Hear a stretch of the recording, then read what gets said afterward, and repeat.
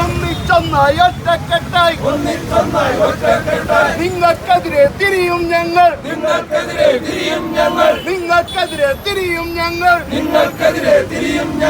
ഇതൊരു സൂചന മാത്രം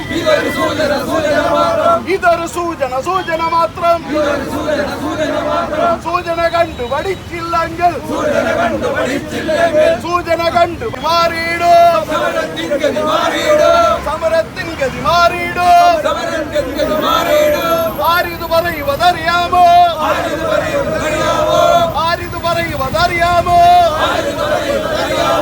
വ്യാപാരികളാ പറയുന്നേ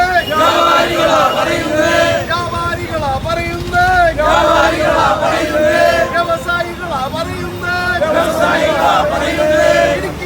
ബഹുമാന്യായ നമ്മുടെ ഈ ധർണാ സമരത്തിന്റെ അധ്യക്ഷൻ കേരള വ്യാപാരി വ്യവസായ ഏകോപന സമിതിയുടെ ഇടുക്കി ജില്ലയുടെ അധ്യക്ഷനും സംസ്ഥാന ഉപാധ്യക്ഷനുമായ ശ്രീ സണ്ണി പയ്യമ്പള്ളിൽ, കേരളത്തിന്റെ വ്യാപാര വർഗത്തിന്റെ ആത്മാഭിമാനം സംസ്ഥാന പ്രസിഡന്റും അഖിലേന്ത്യാ വ്യാപാര ഉദ്योग മണ്ഡലിന്റെ വൈസ് പ്രസിഡന്റുമായ ബഹുമാന്യ രാജു അഫ്സർ സാർ, സംഘടനയുടെ സംസ്ഥാന വൈസ് പ്രസിഡന്റ് ശ്രീ ഷാജഹാനിക്ക, സംസ്ഥാന സെക്രട്ടറിയും നമ്മുടെ തിരുവനന്തപുരം ജില്ലയുടെ ബഹുമാന്യ പ്രസിഡന്റുമായ ശ്രീ ധനുഷ് ചന്ദ്രൻ, സംസ്ഥാന സെക്രട്ടറി ശ്രീ വൈ വിജയൻ, സംഘടനയുടെ പ്രിയമുള്ള working president Shri K R Vinod ഉൾപ്പെടെയുള്ള നേതാക്കളെ, ജില്ലയുടെ വിവിധ ഭാഗങ്ങളിൽ ഇന്നലെ രാവിലെ മുതൽ തന്നെ പുറപ്പെട്ട് ഈ സമരത്തിൽ എത്തിച്ചേർന്നിരിക്കുന്ന ബഹുമാന്യായ ജില്ലയുടെ ഈ സംഘടനയുടെ ആത്മാഭിമാനങ്ങളായ സമരഭടന്മാരെ, പ്രിയമുള്ള സുഹൃത്തുക്കളെ, ഇന്ന് ഇടുക്കി ജില്ലയിലെ വ്യാപാര സമൂഹവും പൊതുജനങ്ങളും ഉൾപ്പെടുന്ന ഒരു വലിയ ധർണാ സമരം ഇന്ന് നമ്മുടെ തിരുവനന്തപുരം സെക്രട്ടേറിയറ്റിന് മുമ്പിൽ സംഘടിപ്പിച്ചിരിക്കുകയാണ്. ഈ ധർണാ സമരത്തിന്റെ ഉദ്ദേശം നമുക്കറിയാം, ഇടുക്കി ജില്ലയെ മുഴുവൻ ഒറ്റപ്പെടുത്തുന്ന, ഒരുപക്ഷെ ജില്ല തന്നെ ഇല്ലാതായി പോകുന്ന തരത്തിലുള്ള ഒരു കിരാതമായ ഭൂപരിഷ്കൃത നിയമം നമ്മുടെ ഗവൺമെന്റ് നടപ്പിലാക്കിയിരിക്കുകയാണ്.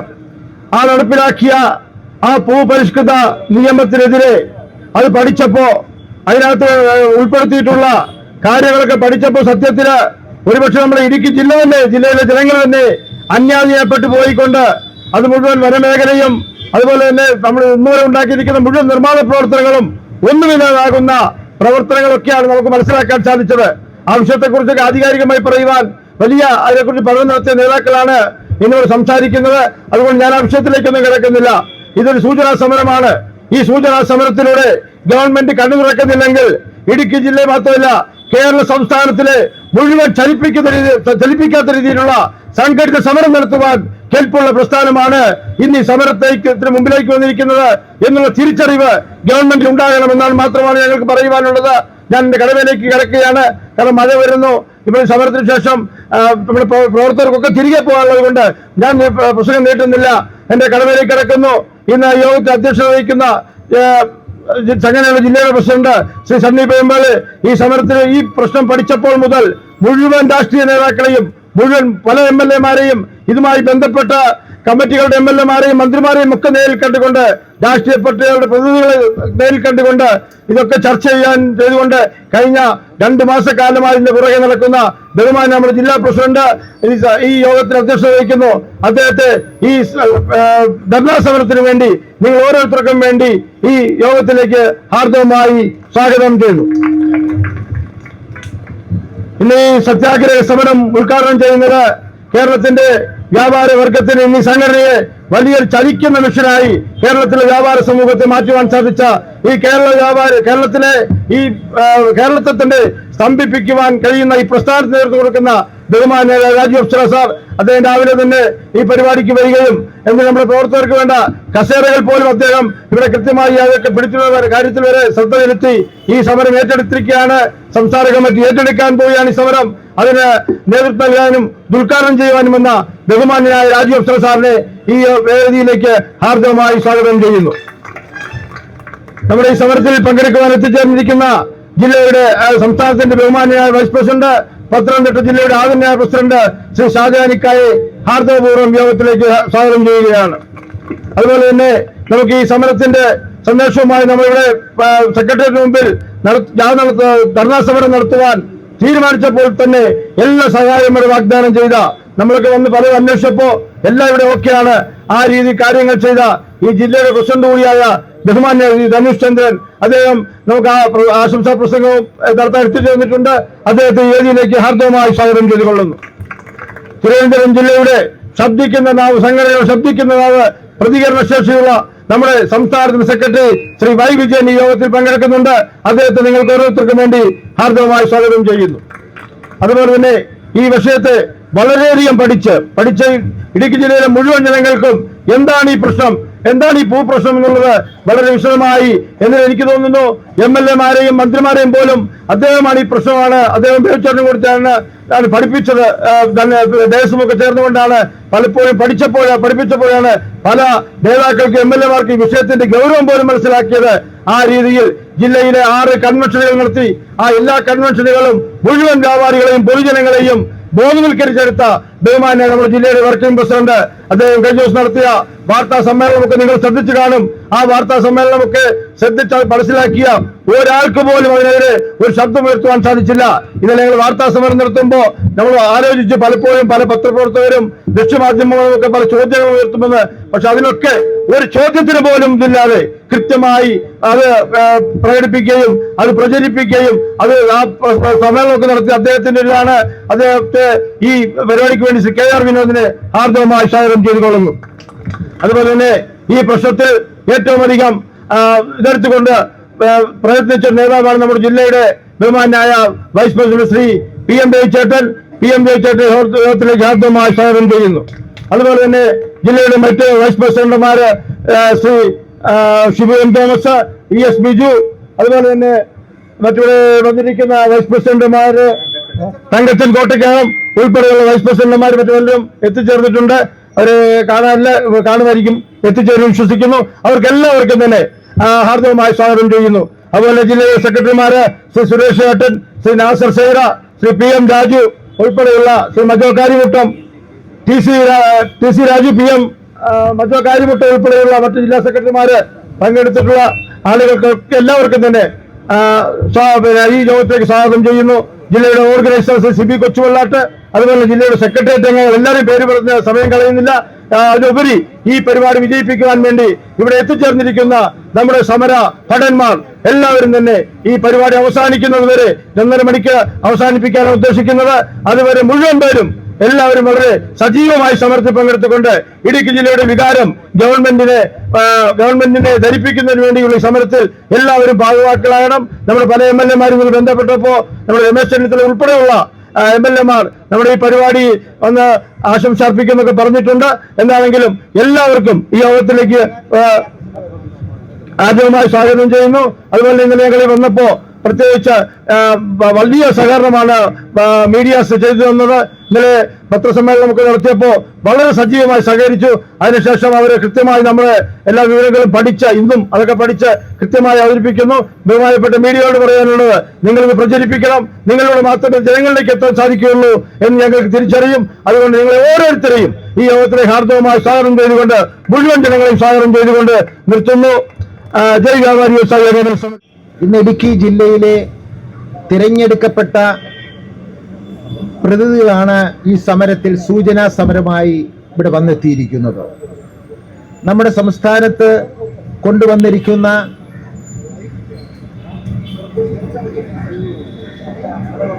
പുതിയ ചട്ടങ്ങളും നിയമങ്ങൾക്കുമെതിരെയാണ് കേരള വ്യാപാരി വ്യവസായി ഏകോപന സമിതി ഇടുക്കി ജില്ലയുടെ നേതൃത്വം നടക്കുന്ന ഈ സമരം. എന്താണ് ഞങ്ങളിവിടെ സംഘടിക്കാൻ കാരണമായത് എന്നുള്ളത് ഭരണാധികാരികൾ മനസ്സിലാക്കണം. എങ്ങനെയാണ് ഇടുക്കി ജില്ലയിൽ ജനങ്ങളുണ്ടായത് എന്ന് മനസ്സിലാക്കണം. നമുക്കറിയാം, ബഹുമാനായ പറവൂർ TK നാരായണപിള്ള എന്ന തിരുക്കൊച്ചിയുടെ ആദ്യത്തെ മുഖ്യമന്ത്രി, അദ്ദേഹമാണ് 1949-50 കാലഘട്ടങ്ങളിൽ ഗ്രോ മോർ ഫുഡ് പദ്ധതി നടപ്പാക്കിയത്. എന്താ പദ്ധതിയുടെ പ്രത്യേകത? നമ്മുടെ തിരുക്കൊച്ചിയിൽ, നമ്മുടെ കേരളത്തിൽ ഭക്ഷ്യക്ഷാമം മൂലം നൂറുകണക്കിന് ആളുകൾ പട്ടിണി മരണം നടന്ന കാലഘട്ടം ഉണ്ടായിരുന്നു. അത് ബഹുമാനപ്പെട്ട മുഖ്യമന്ത്രി ഓർക്കണം, ആ ചരിത്രം ഒന്ന് ഓർക്കണം. ഈ സംസ്ഥാനത്ത് പട്ടിണി മരണം ദിനംപ്രതി പത്രമാധ്യമങ്ങളിൽ പട്ടിണി മരണം പെരുകിയ ഒരു കാലഘട്ടം.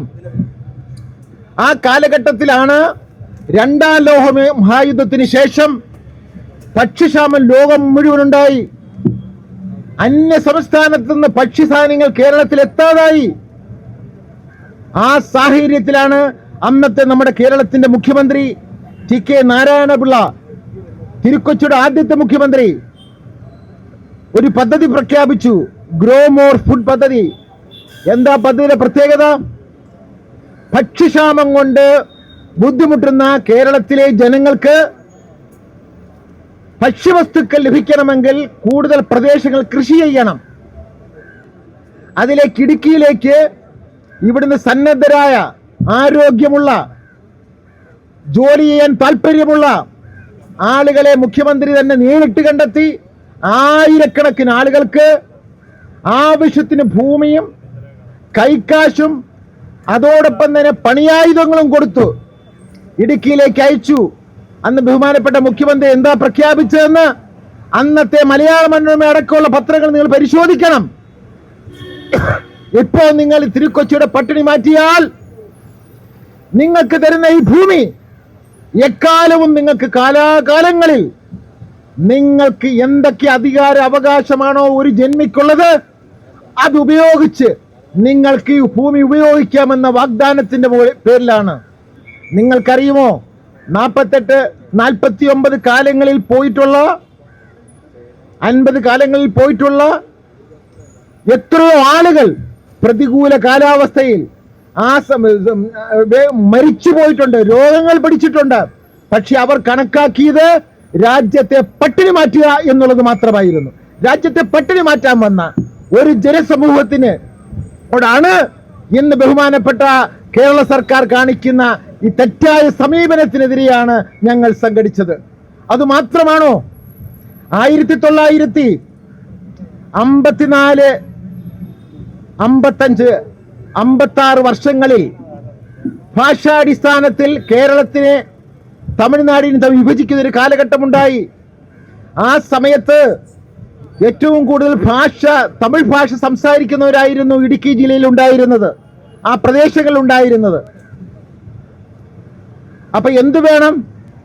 അന്നത്തെ മുഖ്യമന്ത്രി പട്ടംതാണുപിള്ള അടക്കമുള്ളവർ നമ്മുടെ ഈ തിരുവിതാംകൂറിലെ തിരുവനന്തപുരം, കൊല്ലം, ആലപ്പുഴ അടക്കമുള്ള ജില്ലകളിൽ നിന്നുള്ള ആളുകളെ സ്വാധീനിച്ച് ഇടുക്കി പ്രദേശങ്ങളിലേക്ക് കൊണ്ടുവന്ന് താമസിപ്പിച്ചു. എന്തിനു വേണ്ടി? അന്ന് ഭാഷാടിസ്ഥാനത്തിൽ വിഭജിക്കുമ്പോൾ കന്യാകുമാരി തമിഴ്നാടിന് നഷ്ടപ്പെട്ടു പോയതുപോലെ ഇടുക്കി എന്ന നമ്മുടെ കേരളത്തിന്റെ ഏറ്റവും പ്രധാനപ്പെട്ട സ്ഥലം, നമുക്കറിയാം, നമുക്ക് വൈദ്യുതി തരുന്നത്, നമുക്ക് സുഗന്ധദ്രവ്യങ്ങൾ തരുന്നത്, നമുക്ക് ഏറ്റവും കൂടുതൽ ടൂറിസത്തിന് ഏറ്റവും കൂടുതൽ ആകർഷണമായ ജില്ല, അങ്ങനെയൊക്കെയുള്ള ഈ പ്രദേശം തമിഴ്നാട്ടിലേക്ക് പോകാതിരിക്കുവാൻ പട്ടംതാണുകളുടെ വാക്കുകൾ വിശ്വസിച്ച് ഉള്ളതെല്ലാം ഉപേക്ഷിച്ച് അവിടേക്ക് കടന്നു വന്ന ആയിരക്കണക്കിന്, 10,000-കണക്കിന് ആളുകൾ ചോരയും ജീവനും കൊടുത്ത് ഇടുക്കിയെ കേരളത്തോടൊപ്പം ചേർത്ത് നിർത്തി. അവിടെ ഭാഷാടിസ്ഥാനത്തിൽ മലയാളികൾ കൂടുതൽ, തമിഴന്മാരെക്കാൾ കൂടുതൽ മലയാളികളുണ്ടായി. അതുകൊണ്ടാണ് 57 വിഭജനം നടന്നപ്പോൾ ഇടുക്കി കേരളത്തിന്റെ ഭാഗമായത്. അങ്ങനെ രാജ്യത്തെ പട്ടിണി മാറ്റിയ വിഭാഗം, ഈ രാജ്യത്തെ ഇടുക്കി ജില്ലയെ കേരളത്തോട് കൂട്ടിനിർത്തിയ വിഭാഗം, അവർക്കാണെന്ന് പട്ടയത്തിന്റെ പേരിൽ അതിരൂക്ഷമായ കുടിയിറക്കുന്നതിനേക്കാൾ ഭീഷണി ഉണ്ടാക്കുന്ന തരത്തിലുള്ള നിയമവുമായി ഈ സർക്കാർ വന്നിരിക്കുന്നത്. ഇതൊരിക്കലും അംഗീകരിക്കാൻ പറ്റുന്നതല്ല. ഇതൊരിക്കലും ഞങ്ങൾ അംഗീകരിച്ചു കൊടുക്കുകയുമില്ല. അപ്പൊ ഈ തരത്തിൽ വന്നവർക്കാണ് പട്ടയം 1960 പട്ടംതാണുപിള്ള പട്ടയം ആ നിയമം ഉണ്ടാക്കുമ്പോൾ പറഞ്ഞത്, ഈ നിയമത്തിൽ എല്ലാ തരത്തിലുള്ള സ്വാതന്ത്ര്യവും പട്ടയത്തിൽ ഉണ്ടായിരിക്കുമെന്നാണ് പറഞ്ഞത്. എന്നാൽ 64 വന്ന ആർ ശങ്കറിന്റെ മന്ത്രിസഭ പട്ടയമുണ്ടാക്കാൻ ഉപയോഗപ്പെടുത്തിയ ഉദ്യോഗസ്ഥ പ്രഭുക്കന്മാർ അതിനകത്തുണ്ടാക്കിയ 1-2 വാക്കുകളാണ് ഇന്ന് പാവപ്പെട്ട സാധാരണക്കാരായ ഇടുക്കി ജില്ലയെ, കേരളത്തെ രക്ഷിച്ച, ഭക്ഷണം തന്ന് പട്ടിണി മാറ്റിയ, ഈ കേരളത്തിനോടൊപ്പം ഇടുക്കി ജില്ലയെ ചേർത്ത് നിർത്തിയ ഇടുക്കി ജില്ലക്കാർക്ക് ബുദ്ധിമുട്ടുണ്ടാക്കുന്ന നിയമങ്ങളുമായി വന്നിരിക്കുന്നത്. എന്താണ് പറയുന്നത്? ഈ നിയമത്തിൽ പറയുന്നത്, അതായത് ഈ എല്ലേ പട്ടണത്തിൽ പതിച്ചു കിട്ടിയ ഭൂമിയിൽ കെട്ടിടവും അതോടൊപ്പം തന്നെ കൃഷിക്കും ഉപയോഗിക്കാം എന്ന് വെച്ചാൽ 1964 അതൊരു ടൂറിസ്റ്റ് കേന്ദ്രമായിരുന്നില്ല ഇടുക്കി. നമുക്കറിയാം നമ്മുടെ കേരളത്തിന്റെ സാമ്പത്തിക സ്ഥിതി, ഇന്ത്യയുടെ സാമ്പത്തിക സ്ഥിതി. എന്ന കാലഘട്ടം മാറി. ഇന്ന് അവരെല്ലാം തന്നെ ആ കാലഘട്ടം മുതൽ തന്നെ റിസോർട്ടുകൾ പണിഞ്ഞു, ഹോട്ടലുകൾ പണിഞ്ഞു, സ്വന്തം വീടുകൾ പോലും പുറത്തുനിന്നുള്ളവർക്ക് ടൂറിസത്തിന് വികസനത്തിന് വേണ്ടി വാടകയ്ക്കാണെങ്കിലും ചെറിയ വാടകയ്ക്കാണെങ്കിലും അങ്ങനെ കൊടുത്തുകൊണ്ട് അവിടെ വികസനവും ടൂറിസം മേഖലയെ വളർത്തിക്കൊണ്ടിരിക്കുന്നു. എൻ്റെ സുഹൃത്ത് അമേരിക്കയിൽ നിന്ന് വന്നു, ഇന്ത്യ മുഴുവൻ കണ്ടു, കേരളം കണ്ടു. ഇടുക്കി കണ്ടിട്ട് എന്നോട് പറഞ്ഞ മറുപടി എന്താണെന്ന് അറിയാമോ? ഗോഡ്സ് ഓൺ കൺട്രി എന്ന് കേരളത്തെ വിളിക്കാൻ കാരണം ഇടുക്കി ജില്ലയാണെന്നാണ് പറഞ്ഞത്. അപ്പൊ ഇന്ത്യയിൽ തന്നെ ലോക ഭൂപടത്തിൽ, ടൂറിസ്റ്റ് ഭൂപടത്തിൽ ഇടുക്കിക്ക് പ്രത്യേക സ്ഥാനമുണ്ട്. മൂന്നാറിന്, വാഗമൺ, അങ്ങനെ ഓരോ സ്ഥലങ്ങളും ഇന്ത്യയിലെ താജ്മഹലേക്കാൾ പ്രാധാന്യത്തോടാണ് വിദേശ രാജ്യങ്ങൾ ടൂറിസ്റ്റ് കേന്ദ്രങ്ങൾ കാണിക്കുന്നത്. അപ്പൊ ഇത്രയും വലിയൊരു ടൂറിസ്റ്റ് കേന്ദ്രത്തെ ഇല്ലാതാക്കുന്ന തരത്തിലുള്ള നിയമങ്ങളും ചട്ടങ്ങളുമായിട്ടാണ് വന്നിരിക്കുന്നത്. നമുക്കറിയാം 1960 മുതൽ ആ പതിച്ചു കിട്ടിയ ഭൂമിയിൽ എന്ത് പ്രവർത്തനം നടത്തുന്നതിനും യാതൊരു വിഘാതവും സംസ്ഥാന സർക്കാരിന്റെ ഭാഗത്തുനിന്നുണ്ടായിട്ടില്ല. നമ്മൾ പണിയുന്ന കെട്ടിടങ്ങൾക്ക് സർക്കാർ എല്ലാ കാലഘട്ടങ്ങളിലും അതിനനുകൂലമായ എല്ലാ നിയമങ്ങളും എല്ലാ പേപ്പറുകളും ശരിയാക്കി തരികയും എല്ലാ തരത്തിലുള്ള പൈസ അടയ്ക്കുന്നതിന് ഒരു തടസ്സവും ഉണ്ടാകാതിരിക്കുകയും ഖജനാവിലേക്ക് കോടിക്കണക്കിന് രൂപ അത്തരത്തിൽ വരവെക്കുകയും ചെയ്തു. ഇപ്പോൾ പറയുന്നത് ക്രമവൽക്കരണം വെച്ചാൽ എന്താ? ഇപ്പോ പണി പൂർത്തിയായി കഴിഞ്ഞ കെട്ടിടങ്ങളെ 5% മുതൽ 50% വരെ ഫെയർ വാല്യൂ അടച്ച് അത് ക്രമവൽക്കരിക്കണം. എന്താ ഇതിന്റെ അർത്ഥം? ദേവാലയങ്ങളെ ഒഴിവാക്കി, എല്ലാ ദേവാലയങ്ങളെയും ഒഴിവാക്കി. ദേവാലയങ്ങളും പാർട്ടി ഓഫീസുമായി ബന്ധപ്പെട്ട സ്ഥാപനങ്ങൾക്ക് 1%, അവരുടെ ഉടമസ്ഥയിലുള്ള സ്ഥാപനങ്ങൾ എന്ത് വാങ്ങിക്കുക അതിന് 1%. സാധാരണ പാവപ്പെട്ടവരും ഇടത്തരക്കാരുമായ സാധാരണ ജനങ്ങളെ, ഇടുക്കി ജില്ലയിൽ വരുന്ന 99% ജനങ്ങൾക്കും ബുദ്ധിമുട്ടുണ്ടാകുന്ന തരത്തിൽ, അവരുടെ ഭൂമിയുടെ വില കുറയുന്ന തരത്തിൽ. നമുക്കറിയാം ഇന്ന് ഭൂമിയുടെ വില 2012 264% കൂട്ടിയാണ് ഇന്ന് കച്ചവടം നടത്തേണ്ടത്, പ്രമാണം എഴുതേണ്ടത്. അപ്പൊ 1 സെന്റ് ഭൂമിക്ക് 10-15 ലക്ഷം രൂപയാണ് നിശ്ചയിച്ചിരിക്കുന്നത്. ഒരു 50,000 സ്ക്വയർ ഫീറ്റ് ഉള്ള ഒരു ബിൽഡിങ്ങിന് കോടിക്കണക്കിന് രൂപ അടയ്ക്കേണ്ടതായിട്ട് വരും. അതിന്റെ ദോഷം എന്താണ് സംഭവിക്കുന്നത്? എല്ലാവരും ബാങ്കിൽ നിന്ന് ലോൺ എടുത്ത് പണിയുന്ന ഈ കെട്ടിടങ്ങൾക്ക് ഒട്ടനവധി വളരെ ബുദ്ധിമുട്ടി കഴിയുന്ന ആളുകൾക്ക് ഇനി കോടികൾ കൂടി സർക്കാരിന്റെ ഖജനാവിലേക്ക് അടയ്ക്കണമെന്ന് പറഞ്ഞാൽ അവർ ഇത് ഉപേക്ഷിക്കുകയല്ലാതെ വേറെ മാർഗമില്ല. അപ്പൊ അവരുടെ ജീവിതം ദുസ്സഹമാകും. നമുക്കറിയാം ഭൂമി ഇന്ന് പല പ്രദേശങ്ങളിലും കോടിക്കണക്കിന് രൂപ ചിലവഴിച്ച് വാങ്ങിയിട്ടുള്ള ഭൂമികൾ, പരമ്പരാഗതമായി കിട്ടിയിട്ടുള്ള ഭൂമികൾ ഈ നിയമം കാരണം വെറും കാർഷിക ഭൂമിയായി മാത്രമേ ഉപയോഗിക്കാൻ പറ്റൂ. അവരെല്ലാം ആത്മഹത്യ ചെയ്യേണ്ടതായിട്ട് വരും. അതുകൊണ്ട് ഈ കേരളത്തെ രക്ഷിക്കുവാൻ, ഇവിടുത്തെ ടൂറിസത്തെ നിലനിർത്തുവാൻ, ഈ പ്രദേശത്തെ ലക്ഷക്കണക്കിന് വരുന്ന ജനങ്ങളുടെ ജീവനും സ്വത്തിനും സുരക്ഷിതത്വം കൊടുക്കേണ്ട ഭരണഘടനാപരമായ കർത്തവ്യം നിർവഹിക്കാൻ കേരള സർക്കാർ തയ്യാറാകണമെന്നാണ് കേരള വ്യാപാരി വ്യവസായി ഏകോപന സംസ്ഥാന കമ്മിറ്റി ആവശ്യപ്പെടുന്നത്. എങ്ങനെയൊക്കെയാണോ ദേവാലയങ്ങൾക്ക് ക്രമവൽക്കരിക്കുന്നത്, ആ തരത്തിൽ ദേവാലയത്തിൽ പോകാൻ മനുഷ്യൻ വേണ്ടേ? മനുഷ്യനില്ല, ദേവാലയങ്ങൾ കൊണ്ട് മാത്രമല്ല പ്രയോജനവുമുണ്ടോ? അപ്പൊ അതുകൊണ്ട് നിർബന്ധമായും ഖജനാവ് നിറയ്ക്കുന്ന നിയമം, അല്ലാതെ രാജ്യത്തെ ഭൂമിയെ രക്ഷപ്പെടുത്താനല്ല, രാജ്യത്തെ രക്ഷപ്പെടുത്താനല്ല, സാമ്പത്തികമായ നേട്ടമുണ്ടാക്കാനുള്ള നിയമം, അത് പിൻവലിച്ച് കേരള വ്യാപാരി വ്യവസായി ഏകോപന സമിതി പറയുന്ന അഭിപ്രായത്തോട് യോജിച്ച് ഗവൺമെന്റ് മുന്നോട്ട് പോകണം. എനിക്ക് ഈ സമയത്ത് ബഹുമാനപ്പെട്ട മുഖ്യമന്ത്രിയോട് പറയാനുള്ളത്, സഖാവ് EMS 1957 കേരള മുഖ്യമന്ത്രിയായിരുന്ന കാലഘട്ടത്തെക്കുറിച്ച് അങ്ങ് ഓർക്കണം. അന്ന് കുടിയൊഴിപ്പിക്കൽ നിയമനിരോധനം പാസാക്കിയ മുഖ്യമന്ത്രിയാണ് CPM-ന്റെ സഖാവ് EMS. ഞങ്ങൾ അഭിമാനിക്കുന്നു. എന്തിനാണ് അദ്ദേഹം നിയമം കൊണ്ടുവന്നത്? പ്രത്യേകിച്ച് ഇടുക്കി അടക്കമുള്ള സംസ്ഥാനത്തെ പാവപ്പെട്ടതും സാധാരണക്കാരുമായ ജനങ്ങളുടെ ജീവിതം സുരക്ഷിതത്വമാക്കാനാണ്. അവർ കുടിയൊഴുകിപ്പോകാതിരിക്കാനാണ്. ഇതെന്താ നിർമ്മാണ നിരോധനത്തിന് തുല്യമായ നിയമമാണ് ഇവിടെ കൊണ്ടുവന്നിരിക്കുന്നത്. ഇപ്പമുള്ള ബിൽഡിംഗ് കുറച്ച് നാൾ കഴിയുമ്പോൾ ഇനി എത്ര കോടി മുടക്കിയാലും ആ ബിൽഡിംഗ് നാളെ മാറ്റി പണിയേണ്ടി വരും. പൊളിച്ചു കഴിഞ്ഞ് പുതിയ ബിൽഡിംഗ് പണിയേണ്ടി വരും.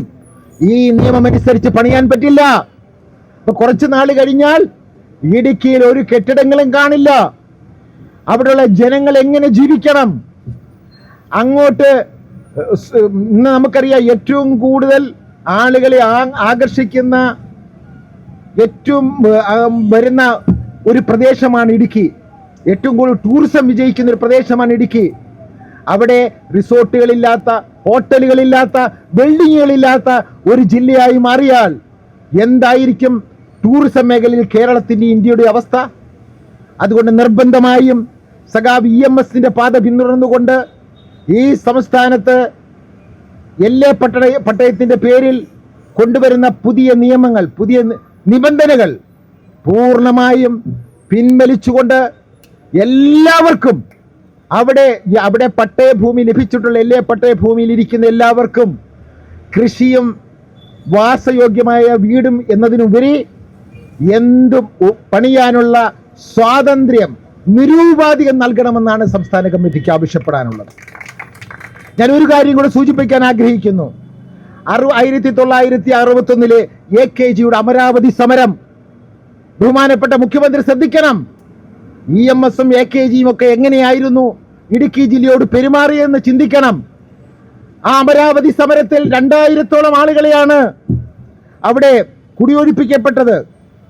ഇടുക്കി ഡാമും ജലസേചന പദ്ധതിയൊക്കെ തുടങ്ങുന്നതിന് വേണ്ടി അവരെ മാറ്റിപ്പാർപ്പിക്കുകയും അവരുടെ ജീവിത സാഹചര്യം മോശമാകുകയും അവർക്കവിടെ ജീവിക്കാൻ പറ്റാത്തൊരവസ്ഥ ഉണ്ടാകുകയും അവരെ അവിടെ ഒട്ടനവധി ആളുകൾ രോഗം പിടിച്ച് മരിക്കുകയും ചെയ്തൊരു സാഹചര്യം ഉണ്ടായി.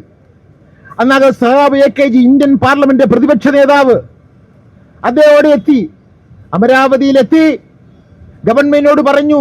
അന്ന് പട്ടംതാണുവിളിയാണ് കേരളത്തിന്റെ മുഖ്യമന്ത്രി. ആഭ്യന്തരമന്ത്രി PT ചാക്കോയാണ്, ധനകാര്യമന്ത്രി R ശങ്കറാണ്.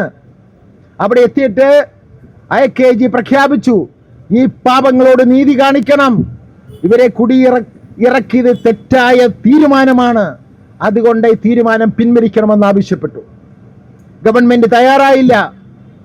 അദ്ദേഹം അവിടെ ഇരുന്നു, ആ പാവങ്ങളോടൊപ്പം ഇരുന്നു, ദിവസങ്ങളോളം നിരാഹാരം അനുഷ്ഠിച്ചു. എന്തു പറ്റി? അദ്ദേഹത്തിന്റെ ആരോഗ്യനില മോശമായി. അദ്ദേഹത്തെ പോലീസ് അറസ്റ്റ് ചെയ്ത് കോട്ടയം മെഡിക്കൽ കോളേജിൽ അഡ്മിറ്റ് ചെയ്തു. അവിടെയും അദ്ദേഹം നിരാഹാരം തുടർന്നു. രാജ്യവ്യാപകമായ പ്രക്ഷോഭങ്ങൾ ഉണ്ടായി. ആ പ്രക്ഷോഭണത്തിന്റെ പരിണിത ഫലമായി അന്നത്തെ ആഭ്യന്തരമന്ത്രി PT ചാക്കോ കോട്ടയം മെഡിക്കൽ കോളേജിലെത്തി ശ്രീ AKGയുമായി ചർച്ച നടത്തി. അമരാവതി ഒഴിപ്പിക്കപ്പെട്ട പാവങ്ങൾക്ക് വേണ്ട സഹായം എത്തിച്ചു. അതിനേക്കാൾ ഗുരുതരമായ കുഴപ്പമാണിത്, അതിനേക്കാൾ ബുദ്ധിമുട്ടുള്ള നിയമമാണിത്. ഈ നിയമത്തിലൂടെ ഇടുക്കി അല്ലാതായി മാറും. ഇടുക്കി ജില്ലയിൽ മാത്രമല്ല, ഈ നിയമം മറ്റുള്ള ജില്ലകളിലേക്കും വ്യാപിക്കാൻ പോവുകയാണ്. പട്ടയം കിട്ടിയ 10,000-കണക്കിന് ആളുകൾ വയനാട് അടക്കമുള്ള ജില്ലകളിലുണ്ട്. അത് നമ്മുടെ കേരളത്തിൽ, ഇന്ത്യയിൽ എങ്ങുമില്ലാത്ത ഇത്തരം നിയമങ്ങൾ മാറ്റണമെന്നും ശ്രീ AKGയും EMS-ഉം നൽകിയ പാതയിലൂടെ ബഹുമാനപ്പെട്ട മുഖ്യമന്ത്രി സഞ്ചരിക്കണമെന്നും റവന്യൂ മന്ത്രി മനസ്സിലാക്കേണ്ട ഒരു കാര്യമുണ്ട്. കമ്മ്യൂണിസ്റ്റ് പാർട്ടിയുടെ പ്രതിനിധിയാണ് അങ്ങേപ്പോലൊരു നേതാവ്. ഏറ്റവും കൂടുതൽ കമ്മ്യൂണിസ്റ്റ് പാർട്ടിക്ക് പിൻബലമുള്ള ഇടുക്കി ജില്ലയിൽ ഇത്തരം സാധാരണക്കാരെ ദ്രോഹിക്കുന്ന ഇത്തരം സമീപനവുമായി മുന്നോട്ട് പോകരുതെന്ന് വിനീതമായി അഭ്യർത്ഥിക്കുകയാണ്. ഞാൻ ദീർഘിപ്പിക്കുന്നില്ല. ഈ സമരത്തിനെ കുറിച്ച് കൂടുതൽ വിശദമായി ബഹുമാനപ്പെട്ട സണ്ണി പൈമ്പള്ളിയും ശ്രീ വിനോദും ഒക്കെ സംസാരിക്കും. അതുകൊണ്ട് ഞാൻ കൂടുതൽ ദീർഘിപ്പിക്കുന്നില്ല. എല്ലാവർക്കും അഭിവാദ്യങ്ങൾ അർപ്പിക്കുന്നു. ഈ സമരത്തോടൊപ്പം കേരള വ്യാപാരി വ്യവസായി ഏകോപന സമിതി സംസ്ഥാന കമ്മിറ്റി ഉണ്ടെന്ന് ഞാൻ പ്രഖ്യാപിക്കാൻ ആഗ്രഹിക്കുകയാണ്. അമരാവതിയിൽ AKG നടത്തിയ സമരം പോലെ ഈ സൂചനാ സമരം കണ്ട മുഖ്യമന്ത്രിയും ഗവൺമെന്റും നയത്തിൽ നിന്ന് പിന്മാറിയില്ല എങ്കിൽ കേരളത്തിലെ 10,000-ങ്ങളെ അണിനിരത്തിക്കൊണ്ട് ശ്രീ AK ഗോപാലൻ നടത്തിയതുപോലെ മരണം വരെ ഒരു നിരാഹാരം നടത്തുവാൻ സംസ്ഥാന പ്രസിഡന്റ് എന്റെ നേതൃത്വത്തിൽ ഉണ്ടാകുമെന്ന് പറയാൻ ഞാൻ ആഗ്രഹിക്കുകയാണ്. അതുകൊണ്ട്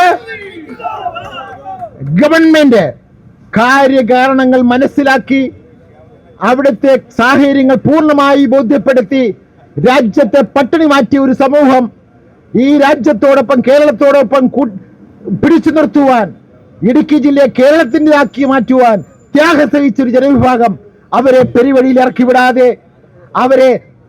അവരെ സംരക്ഷിക്കേണ്ട ചുമതല കേരള സർക്കാരിനാണെന്ന് പറഞ്ഞുകൊണ്ട് കഴിഞ്ഞ കാലങ്ങളിൽ ഈ ഞങ്ങളെപ്പോലെയുള്ള സാധാരണക്കാരായ ഭൂമിയുമായി ബന്ധപ്പെട്ട പ്രശ്നങ്ങളിൽ ഞങ്ങൾക്ക് ധീരോജ്വലമായ ആത്മവിശ്വാസം നൽകിയ സഖാവ് EMS-ന്റെ പേരിലും ഞങ്ങൾക്ക് വേണ്ടി മരണം വരെ നിരാഹാരം അനുഷ്ഠിക്കുമെന്ന് പ്രഖ്യാപിച്ച AKG-യുടെ പേരിലും ഈ സമരം, സത്യാഗ്രഹ സമരം ഉദ്ഘാടനം ചെയ്യാൻ പ്രഖ്യാപിക്കുന്നു.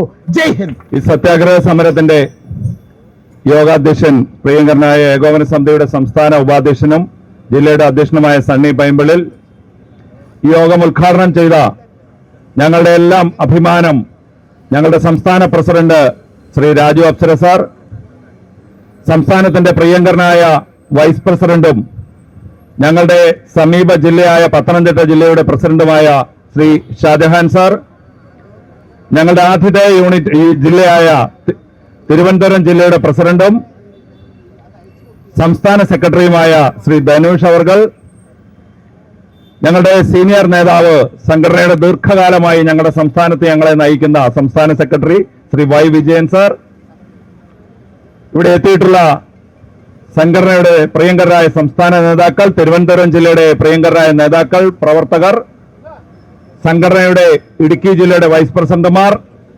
സെക്രട്ടറിമാർ, സെക്രട്ടേറിയറ്റ് അംഗങ്ങൾ, എക്സിക്യൂട്ടീവ് അംഗങ്ങൾ, വിവിധ യൂണിറ്റുകളുടെ പ്രസിഡന്റുമാർ, സെക്രട്ടറിമാർ, വനിതാ വിങ്ങിന്റെയും യൂത്ത് വിങ്ങിന്റെയും ഭാരവാഹികൾ, പ്രവർത്തകർ, പ്രിയമുള്ള എന്നെ കേൾക്കുന്ന നല്ലവരായ മാധ്യമ പ്രവർത്തകർ അടക്കമുള്ള ബഹുമാന്യരെ, ചുരുങ്ങിയ സമയം കൊണ്ട് ഈ വിഷയം ഒന്ന് പറയാൻ ഞാൻ ശ്രമിക്കാം.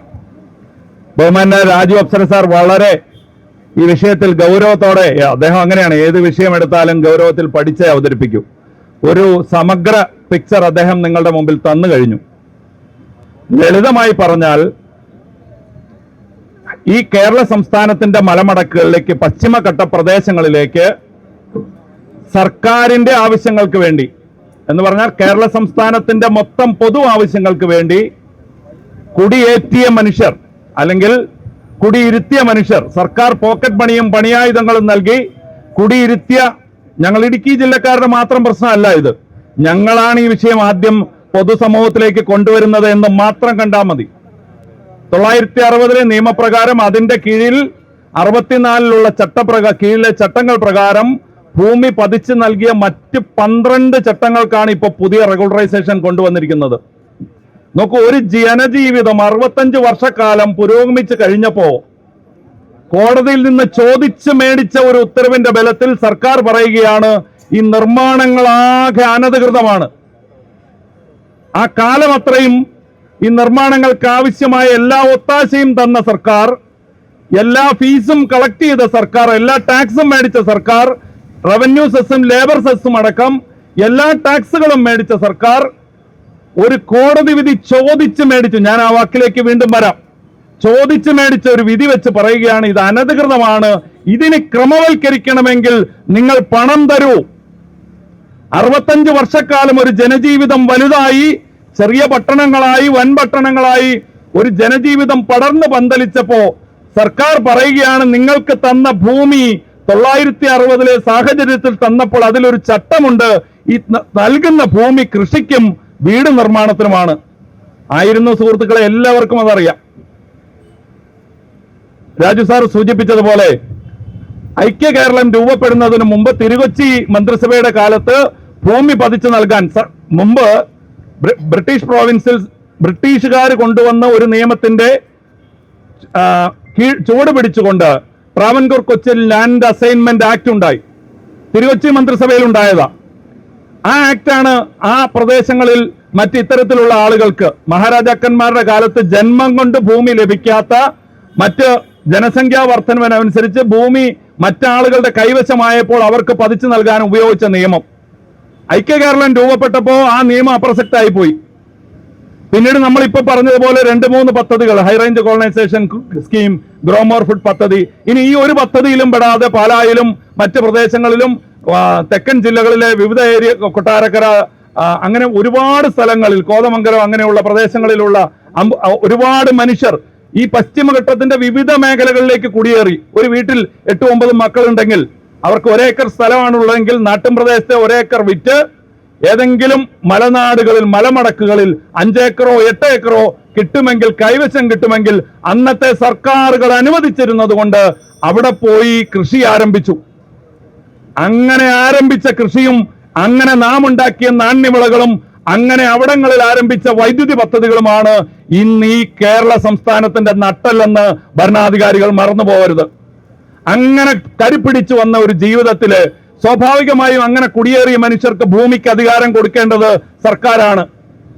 അതിനു മുമ്പ് രാജഭരണകാലത്ത് അവസാനിച്ച് നമ്മുടെ സ്വാതന്ത്ര്യാനന്തരം നമ്മുടെ സംസ്ഥാനം നിലവിൽ വന്നപ്പോ സ്വാഭാവികമായും അത്തരത്തിൽ റവന്യൂ ഭൂമികളാവട്ടെ, വനഭൂമികളാവട്ടെ കുടിയേറ്റത്തിന് വിധേയമായിട്ടുണ്ടെങ്കിൽ അതിന് അവകാശം നൽകേണ്ടത് സർക്കാരാണ്. ആ ബോധ്യത്തിൽ 1960 പട്ടം താണുള്ള ഗവൺമെന്റാണ് ഈ ഭൂമി പതിച്ചു നൽകുന്നതിന് ലാൻഡ് അസൈൻമെന്റ് ആക്ട്, സമഗ്രമായ ഒരു നിയമം, ട്രാവൻകൂർ കൊച്ചിൻ ലാൻഡ് അസൈൻമെന്റ് ആക്ടിന്റെ ചുവട് പിടിച്ച് അതിൽ നിന്ന് ഉൾക്കൊണ്ട് പുതിയ കാര്യങ്ങൾ കൂട്ടിച്ചേർത്ത് കൊണ്ടുവന്ന നിയമമാണ് Kerala state land assignment act 1960.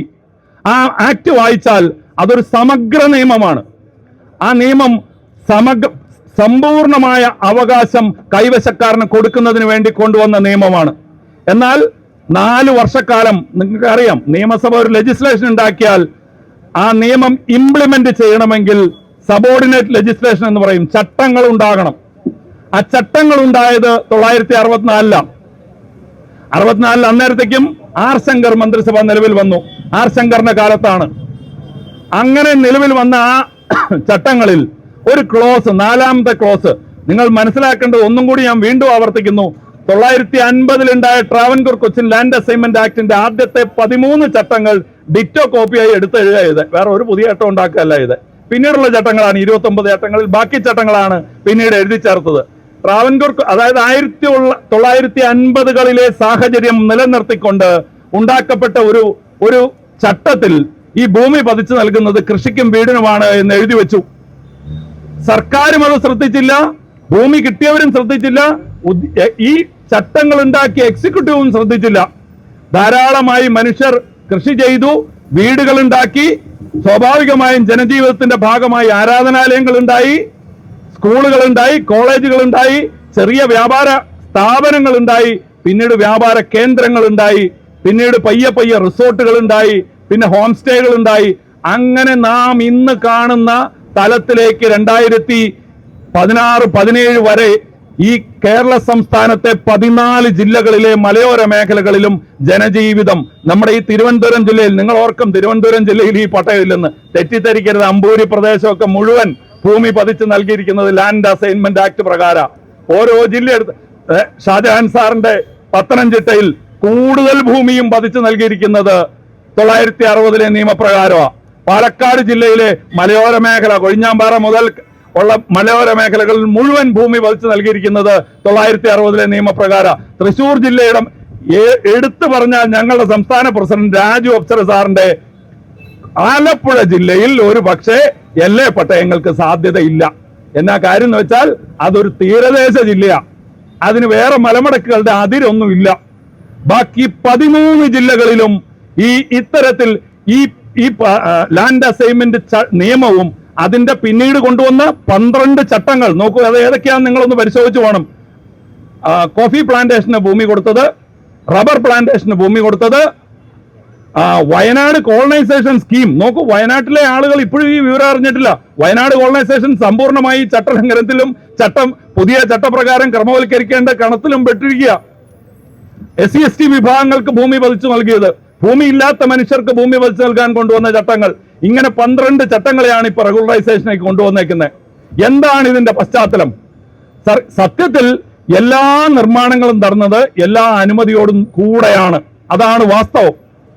എല്ലാ പ്രദേശങ്ങളിലും മുമ്പ് നിങ്ങൾക്കറിയാമല്ലോ, കെട്ടിട നിർമ്മാണ ചട്ടങ്ങൾ നമ്മളുടെ തദ്ദേശ സ്വയംഭരണ വകുപ്പ് കെട്ടിട നിർമ്മാണ ചട്ടങ്ങൾ കൊണ്ടുവന്നത് ഞാൻ കരുതുന്നത് 2000 അടുപ്പിച്ച 2000 തന്നെയാണോ എന്ന് സംശയമുണ്ട്.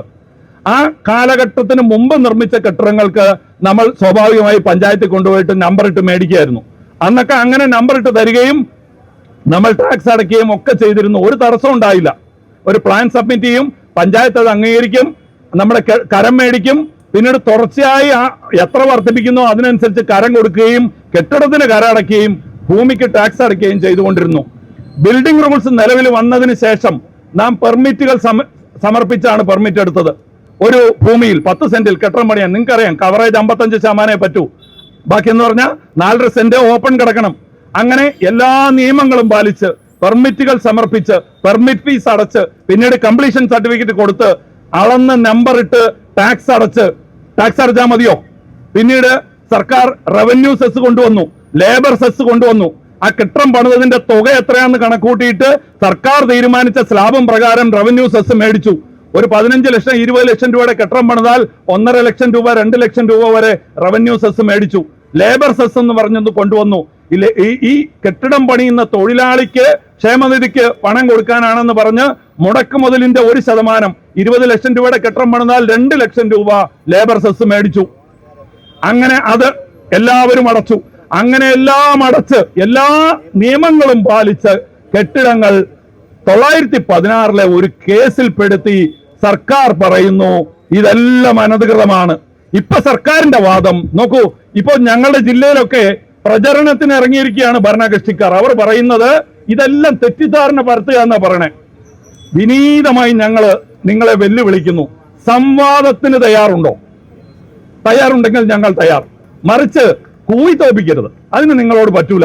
മുട്ടാനുള്ള ഒരു കെൽപ്പ് ഞങ്ങൾക്കില്ല. കാര്യം അല്ലാതെ ഡയലോഗിന് നിങ്ങൾക്ക് താല്പര്യമുണ്ടോ? ഞങ്ങൾ എവിടെയും തയ്യാർ. ഞങ്ങൾ വരാം. ഈ നിയമത്തിലെ ന്യായം നിങ്ങളൊന്ന് പറഞ്ഞു തരണം. മറിച്ച് കൂവി തോപ്പിക്കാൻ വന്നാൽ ഞങ്ങൾക്ക് സൗകര്യമില്ല. ഡയലോഗിന് സംവാദത്തിനാണെങ്കിൽ ഏത് തരത്തിലും തയ്യാർ. ഇപ്പൊ പറയുന്നു ഇത് കോടതി വിധിയാണെന്നാണ്. കേരള വ്യാപാരി വ്യവസായി ഏകോപന സമിതി സംസ്ഥാന കമ്മിറ്റിക്ക് അനുമതിയോടുകൂടി ജില്ലാ കമ്മിറ്റിക്ക് വേണ്ടി ഔദ്യോഗികമായി പറയുന്നു ഒരു വിധിയും ഇങ്ങനെ ഒരു നിയമം കൊണ്ടുവരാൻ പറഞ്ഞിട്ടില്ല. ഇവർ പറയുന്നത് 1818/2010 എന്നൊരു കേസുണ്ട്. ആ കേസിന്റെ നാൾ വഴിയൊക്കെ എനിക്ക് ചുരുങ്ങിയ സമയത്ത് പറയാൻ കഴിയില്ല. ഒറ്റ കാര്യം മാത്രം പറയാം. മൂന്നാറിലും വാഗമണ്ണിലും ചെറുതോണിയിലും അനധികൃതമായി കെട്ടിടം പണിയുന്നവർ ഉണ്ട് എന്ന് പറഞ്ഞ ഒരു പരിസ്ഥിതി സംഘടന കൊടുത്ത ഒരു കേസാണ്. ആ കേസ് ജെനുവിനുമായിരുന്നു. സാധാരണഗതിയിൽ 1 Earth 1 Life എന്നൊക്കെ പറയുന്നത് ഇടുക്കിയിലെ ജനജീവിതത്തിന് ഹാനികരമായി കേസ് കൊടുക്കുന്നവരാ. എന്നാൽ ഈ കേസിൽ അങ്ങനെയൊന്നും ഇല്ല. അവർ ഭൂമി കയ്യേറി കെട്ടിടം പണിതവർക്കെതിരെ എത്ര പേര് കയ്യേറിയെന്നും ആരൊക്കെ ഒത്താശ ചെയ്തുവെന്നും ആരൊക്കെ ഇടനില വഹിച്ചു എന്നും ഒക്കെ കൃത്യമായി രേഖപ്പെടുത്തി കൊടുത്ത കേസാ. ആ കേസിൽ കോടതി ഒന്ന് പറഞ്ഞു, ഇനി മൂന്നാറിൽ ഒരു നിർമ്മാണ പ്രവർത്തനം നടത്തണമെങ്കിൽ നോ ഒബ്ജക്ഷൻ സർട്ടിഫിക്കറ്റ് മേടിക്കണം റവന്യൂ വകുപ്പിന്റെ. ഈ എന്തിനാ? കയ്യേറ്റത്തെ തടയുന്നതിന് വേണ്ടി കൊണ്ടുവന്നതാ. അതിന്റെ പശ്ചാത്തലത്തിൽ ബാക്കി നിർമ്മാണങ്ങൾ നടത്തിയ ആളുകൾ സാധാരണ ഇപ്പൊ മുൻപ് നമുക്ക് ഒരു പെർമിറ്റിന് അപേക്ഷ കൊടുക്കുക, പിന്നീട് അതിന് അനുസരിച്ച് കെട്ടിടം പണിയുക, കംപ്ലീഷൻ സർട്ടിഫിക്കറ്റ് കൊടുക്കുക, നമ്പർ ഇടുക എന്നായിരുന്നെങ്കിൽ ഒരു ചട്ടം കൂടി കോടതി കൊണ്ടുവന്നു. ആ പ്രദേശത്ത് മൂന്നാർ എന്ന പ്രദേശം 8 വില്ലേജ് ആണെന്നത് പിന്നീട് വ്യാഖ്യാനിക്കപ്പെട്ടു. ആ 8 വില്ലേജിൽ ഒരു കെട്ടിടം പണിയണമെങ്കിൽ റവന്യൂ വകുപ്പിന്റെ NOC കൂടി വേണമായിരുന്നു. 2016 അത്തരത്തിൽ പള്ളിവാസലിൽ കെട്ടിടം പണിത ഒരാൾ ഹൈക്കോടതിയിൽ ഒരു കേസിന് പോയി. അയാൾ ഒരു കെട്ടിടം പണിതുകൊണ്ടിരുന്നപ്പോൾ റവന്യൂ വകുപ്പ് അയാൾക്ക് സ്റ്റോപ്പ് മെമ്മോ കൊടുത്തു. Haridas versus state of Kerala. ആ കേസിന്റെ നമ്പർ 32/342/2016 എന്നാണെന്ന് എന്റെ ഓർമ്മ. കേസ് നമ്പർ തെറ്റാണെങ്കിൽ ഞാൻ തിരുത്താം. ഏതായാലും Haridas versus state of Kerala. അയാൾ കൊടുത്ത കേസിന്റെ അതിന്റെ കാതൽ ഇതായിരുന്നു. അയാളുടെ കെട്ടിടത്തിന് എല്ലാ നിയമവശങ്ങളും പാലിച്ചാണ് അയാൾ കെട്ടിടം പണിയുന്നത്. അയാൾക്ക് ഭൂമിയുണ്ട്, പട്ടയമുണ്ട്, കര അടച്ചിട്ടുണ്ട്, പെർമിറ്റ് എടുത്തിട്ടുണ്ട്, അയാൾക്ക് കോടതി പറഞ്ഞ NOCയും ഉണ്ട്. എന്നിട്ടും റവന്യൂ വകുപ്പ് തടസ്സപ്പെടുത്തിയിരിക്കുന്നു. അതുകൊണ്ട് എന്റെ സ്റ്റോപ്പ് മെമ്മോ റിവോക്ക് ചെയ്ത് തരണം. കോടതിയിൽ ഈ കേസ് വന്നപ്പോൾ അന്നത്തെ സർക്കാർ വക്കീൽ additional advocate general Shri Ranjith തമ്പാനായിരുന്നു. നമ്മുടെ എല്ലാം സുപരിചിതയായ മീനാക്ഷി തമ്പാൻ, അന്നത്തെ MP ആയിരുന്ന മീനാക്ഷി തമ്പാന്റെ മകൻ രഞ്ജിത്ത് തമ്പാനായിരുന്നു. അദ്ദേഹം കോടതിയിൽ എല്ലാ സർക്കാരിന്റെ വാദങ്ങളും ഉന്നയിച്ചിട്ടും കോടതി സ്വീകരിച്ചില്ല. കോടതി കെട്ടിടപ്പണി അനുവദിക്കുമെന്ന ഘട്ടം വന്നപ്പോൾ അതുവരെ കുടത്തിലടിച്ചിരുന്ന ഒരു ഭൂതം എന്ന് വേണമെങ്കിൽ പറയാവുന്ന ചട്ടലംഘനം അഡ്വക്കേറ്റ് ജനറൽ എടുത്ത് കോടതിയിൽ പ്രയോഗിച്ചു. അദ്ദേഹം പറഞ്ഞു, ഈ ഭൂമി പതിച്ചു നൽകിയിരിക്കുന്നത് 960 നിയമപ്രകാരമാണ്, 964 ചട്ടപ്രകാരമാണ്. ആ ചട്ടപ്രകാരം ഈ നൽകപ്പെട്ടിരിക്കുന്ന ഭൂമിയിൽ എന്ത് പെർമിറ്റ് ഉണ്ടെങ്കിലും അയാൾക്ക് കൃഷി ചെയ്യാനും വീട് വെക്കാനും മാത്രമേ പാടുള്ളൂ. അതുകൊണ്ട് അയാൾ ബാക്കി എല്ലാ വാദങ്ങളും പൊളിഞ്ഞു. പെർമിറ്റ് ഇല്ല എന്നുള്ളത് പൊളിഞ്ഞു, NOC ഇല്ല എന്നുള്ളത് പൊളിഞ്ഞു, എല്ലാം പൊളിഞ്ഞു. അപ്പോ അങ്ങനെ അപ്പൊ അന്നേരം സാമാന്യ ബുദ്ധിയുള്ള വക്കീലന്മാരെല്ലാം പറഞ്ഞിരുന്നു, ഇത് കുടത്തിലടച്ച ഒരു ഭൂതത്തിനെ നിങ്ങൾ തുറക്കുകയാണ്, ഇത് തിരിച്ചു കുടത്തിലാക്കാൻ നിങ്ങൾ പാടുപെടും. പക്ഷെ ഇപ്പൊ നമ്മൾ തിരിഞ്ഞു നോക്കിയാൽ ഇവർക്ക് അന്നേ ലക്ഷ്യമുണ്ടായിരുന്നിരിക്കണം, ഈ നാട്ടിലെ ജനതയെ പെനാൽറ്റി അടിക്കുക എന്നൊരു ലക്ഷ്യം വെച്ച് അന്ന് ഇവർ ബോധപൂർവം കോടതിയിൽ പറയിച്ചതാണോ എന്ന് നാം സംശയിക്കേണ്ടിയിരിക്കുന്നു. അതാണ് പറയേണ്ടത്. അങ്ങനെ സർക്കാർ വക്കീൽ കോടതിയിൽ പറഞ്ഞപ്പോൾ നിങ്ങൾക്കറിയാം, കോടതി നിയമം ഉണ്ടാക്കുന്നില്ല, കോടതിക്ക് നിയമം വ്യാഖ്യാനിക്കാനേ കഴിയൂ. കോടതി പറഞ്ഞു, അങ്ങനെ ഒരു 65 വർഷം മുമ്പ് 60 വർഷം മുമ്പ് ഒരു ചട്ടമുണ്ടെങ്കിൽ സർക്കാർ ഈ ചട്ടം മാറ്റണം. കോടതി പറഞ്ഞ കെട്ടിടങ്ങളെല്ലാം നിയമവിരുദ്ധമാക്കണമെന്നല്ല, ചട്ടം മാറ്റാനാ പറഞ്ഞത് സർക്കാരെ. നിങ്ങൾ അത് മാറ്റുന്നതിന് പകരം ഞങ്ങൾ അന്നൊക്കെ ചർച്ചയ്ക്ക് പോയി സമരം ചെയ്തപ്പോൾ ഞങ്ങളോട് പറഞ്ഞു, അങ്ങനെ ചട്ടം മാറ്റാൻ ഞങ്ങൾക്ക് അധികാരം. ആദ്യം പറഞ്ഞതൊക്കെ പറയാൻ തുടങ്ങിയാൽ ഇന്ന് തീരത്തില്ല. ആദ്യം പറഞ്ഞത് ഇത് കേന്ദ്ര നിയമമാണ്. ഏത്? ഭൂമി പതിവ് സമ്പൂർണമായി സ്റ്റേറ്റ് വിഷയമാണെന്ന് ഇവർക്കറിയാം. അതുകൊണ്ടാണല്ലോ ഇവർ നിയമം കൊണ്ടുവന്നത്. അതുകൊണ്ടാണല്ലോ ഇപ്പൊ ഇവർ തന്നെ ചട്ടം കൊണ്ടുവരുന്നത്. ഒരു കേന്ദ്രാനുമതിയോടുകൂടി അല്ലല്ലോ. ആകെപ്പാടെ ആ കൊണ്ടുവന്ന ബില്ല് ഗവർണർ ഒപ്പിടണമെന്നല്ലേ ഉള്ളൂ, ഒരു പ്രസിഡന്റും റഫറൻസിനും പോകേണ്ടതില്ല. അങ്ങനെ പറഞ്ഞ് തെറ്റിദ്ധരിപ്പിച്ച ഇവർ പിന്നീട് പറഞ്ഞു, ഇത് റെഗുലറൈസ് ചെയ്യണമെങ്കിൽ സർക്കാരിന് ഫീസ് ഇല്ലാതെ പറ്റത്തില്ല. നോക്കൂ, അങ്ങനെ പറ്റില്ലെങ്കിൽ എങ്ങനെയാ ഇപ്പൊ കൊണ്ടുവന്നിരിക്കുന്ന ചട്ടങ്ങളിൽ ആരാധനാലയങ്ങൾ ഇവർ ഫീസ് ഇല്ലാതാക്കിയത്?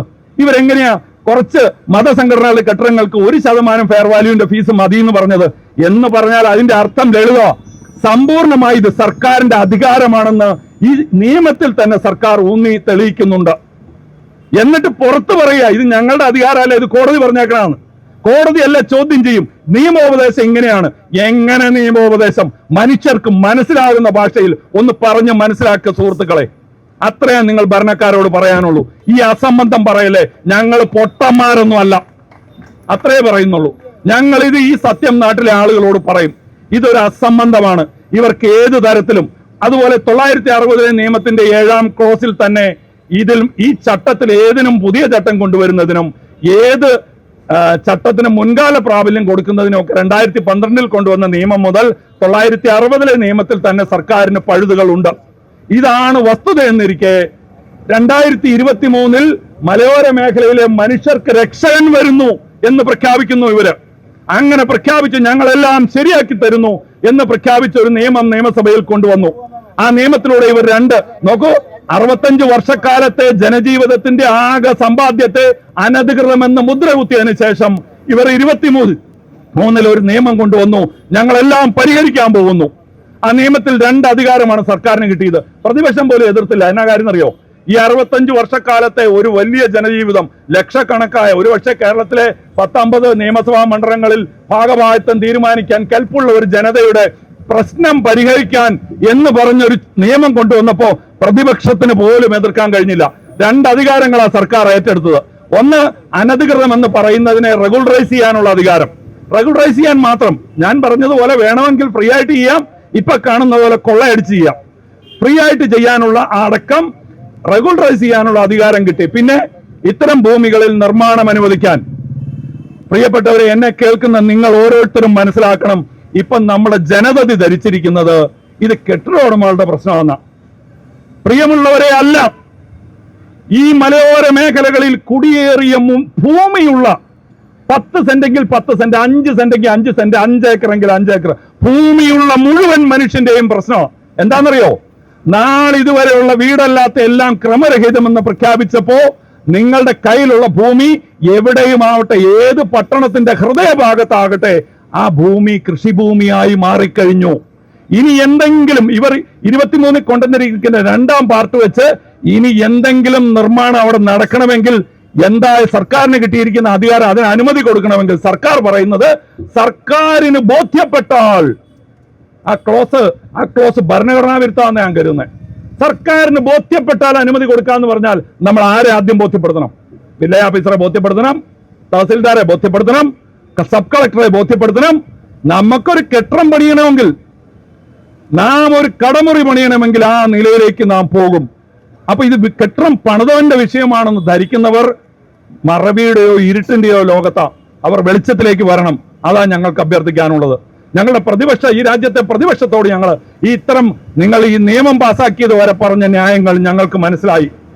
പക്ഷേ ഈ ചട്ടം ഇപ്പൊ കൊണ്ടുവന്നിരിക്കുന്നത് വിവിധ സ്ലാബുകളായി ജനങ്ങളെ ഡിവൈഡ് ആൻഡ് റൂൾ എന്ന് ബ്രിട്ടീഷ് നയം ഇവർ എടുത്തു പ്രയോഗിച്ചിരിക്കുന്നു. മതസംഘടനകൾക്ക് ഫീസില്ല, ആരാധനാലയങ്ങൾക്ക് ഫീസില്ല, മതസംഘടനകളുടെ കെട്ടിടങ്ങൾക്ക് നോമിനൽ ഫീസ്, വീട് വേണ്ട, രാഷ്ട്രീയ പാർട്ടികളുടെ കെട്ടിടങ്ങൾക്ക് നോമിനൽ ഫീസ്. ബാക്കി ഈ നാട്ടിൽ എല്ലാ നിയമവും പാലിച്ച് വീണ്ടും ഞാൻ ആവർത്തിച്ച് അടിവരയിട്ട് പറയുന്നു, എല്ലാ നിയമവും പാലിച്ച് കെട്ടിടം പണിതവനെ വിവിധ സ്ലാബാക്കുക. എന്നിട്ട് നിങ്ങളുടെ ജീവനോപാധി എന്താണെന്ന് ഈ സർക്കാർ തീരുമാനിക്കുന്നു. നോക്കണം, നിങ്ങളുടെ ജീവനോപാധി ഈ രാജ്യത്തെ ഭരണഘടന നൽകുന്ന അവകാശങ്ങൾ വെച്ച് ഒരു വ്യക്തിക്ക് സ്വത്ത് സമ്പാദിക്കാൻ എല്ലാ നിയമപരമായി സ്വത്ത് സമ്പാദിക്കാൻ എല്ലാ അവകാശങ്ങളും ഉണ്ടെന്നിരിക്കെ ഒരാളുടെ ജീവനോപാധി ഒരു സർക്കാരിന് എങ്ങനെ തീരുമാനിക്കാൻ കഴിയും? ആർട്ടിക്കിൾ 14 മുതൽ 21 വരെയുള്ള ക്ലോസുകളിൽ right to leave, right to equality, right to property, ഇതെല്ലാം ഭരണഘടന നൽകുന്ന അവകാശങ്ങളാ. ഈ അവകാശങ്ങൾ ഉള്ളപ്പോ ആദ്യം 1500 ആയിരുന്നു, ഇപ്പൊ 3000 എന്ന് കേൾക്കുന്നുണ്ട്. ചട്ടം പ്രസിദ്ധീകരിക്കാത്തതുകൊണ്ട് ഞാൻ അതില് ഇവരായതുകൊണ്ട് ഒന്നും പറയാൻ പറ്റത്തില്ല. നമ്മളെ എന്ത് പറഞ്ഞും പറ്റിക്കും എന്ന് നമുക്ക് ബോധ്യം വന്നിട്ടുണ്ട്. ഇപ്പൊ 3000 വരെ ജീവനോപാധിയാണെന്ന് സമ്മതിക്കും എന്നാ പറയണേ. 2019 ഉത്തരവ് പ്രകാരമാണെങ്കിൽ 1500 സ്ക്വയർ ഫീറ്റ് വരെ ജീവനോപാധി കണക്കൂട്ടി ബാക്കി സർക്കാർ, നിങ്ങൾ പണിത കെട്ടിടങ്ങൾ സർക്കാർ ഏറ്റെടുത്ത് നിങ്ങൾക്ക് പട്ടത്തിന് തരും എന്ന് പറഞ്ഞാൽ പട്ടയക്കാരനെ പാട്ടക്കാരനാക്കുന്നു എന്ന് ഞങ്ങൾ പറയുന്നത് അക്ഷരാർത്ഥത്തിൽ ശരിയാകുന്ന രീതിയിലേക്കാണ് കാര്യങ്ങൾ പോകുന്നത്. ഇതാണ് സ്ഥിതി. ഞാൻ സമയക്കുറവുണ്ട്. ഒരു സത്യാഗ്രഹ സമരത്തിന്റെ വേദിയിൽ ഇതിന്റെ എല്ലാ നിയമവശങ്ങളും ഒന്ന് മാത്രം പറയാം. ആരോടും മാന്യമായ ഏത് സംവാദത്തിനും തയ്യാറാ. ഞങ്ങളുടെ ഭാഗത്ത് തെറ്റുണ്ടെങ്കിൽ തിരുത്താൻ ഞങ്ങൾക്ക് എന്താ തടസ്സം? ഒരു രാഷ്ട്രീയ ലക്ഷ്യവുമുള്ളവരല്ല ഞങ്ങൾ ഈ നാട്ടിലെ മനുഷ്യർ.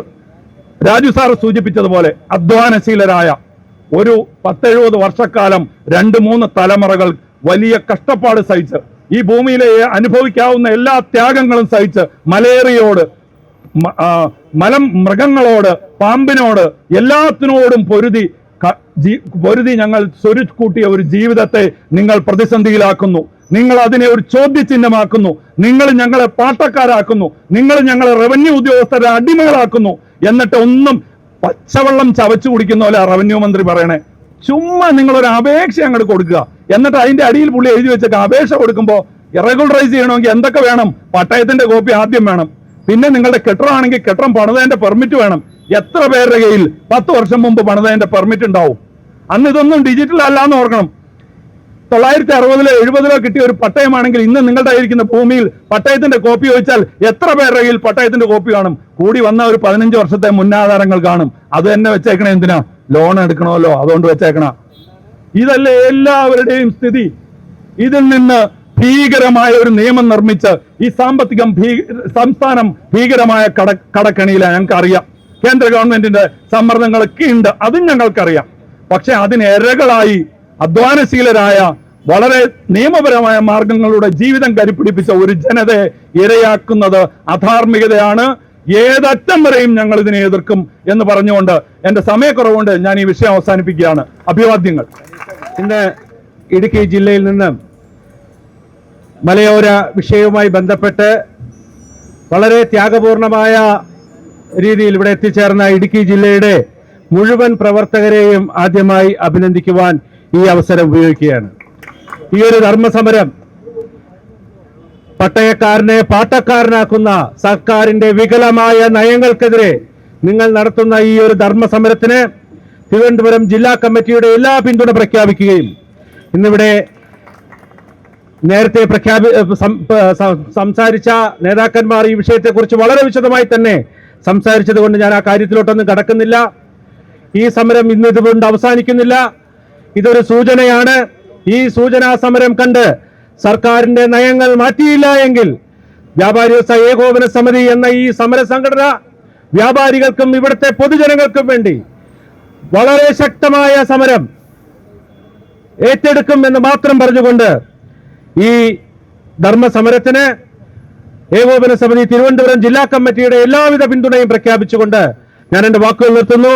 നന്ദി, നമസ്കാരം. ഒരു കാലഘട്ടത്തിൽ ഈ മലയോര ഗ്രാമത്തിലേക്ക് മലമ്പാമ്പിന്റെയും മലഞ്ചെരുവിലെ എല്ലാ പ്രതിസന്ധികളെയും അതിജീവിച്ചു കൊണ്ടുപോയി രാജ്യത്തെ ജനങ്ങൾക്ക് വേണ്ടി കാർഷിക മേഖലയെ പടുത്തുയർത്താൻ പോയ ഒരു വലിയ ജനവിഭാഗത്തെ ഈ 60 വർഷത്തിന് ശേഷം ഇറക്കി വിടാൻ പോകുന്ന ഒരു നിയമനിർമ്മാണവുമായി, അല്ലെങ്കിൽ പഴയ നിയമം പൊടിതട്ടിയെടുത്ത് കൊണ്ടുവന്നിരിക്കുന്നു ഗവൺമെന്റ് എന്നുള്ളതാണ് ഇതിൽ നിന്ന് ഞാൻ മനസ്സിലാക്കുന്നത്.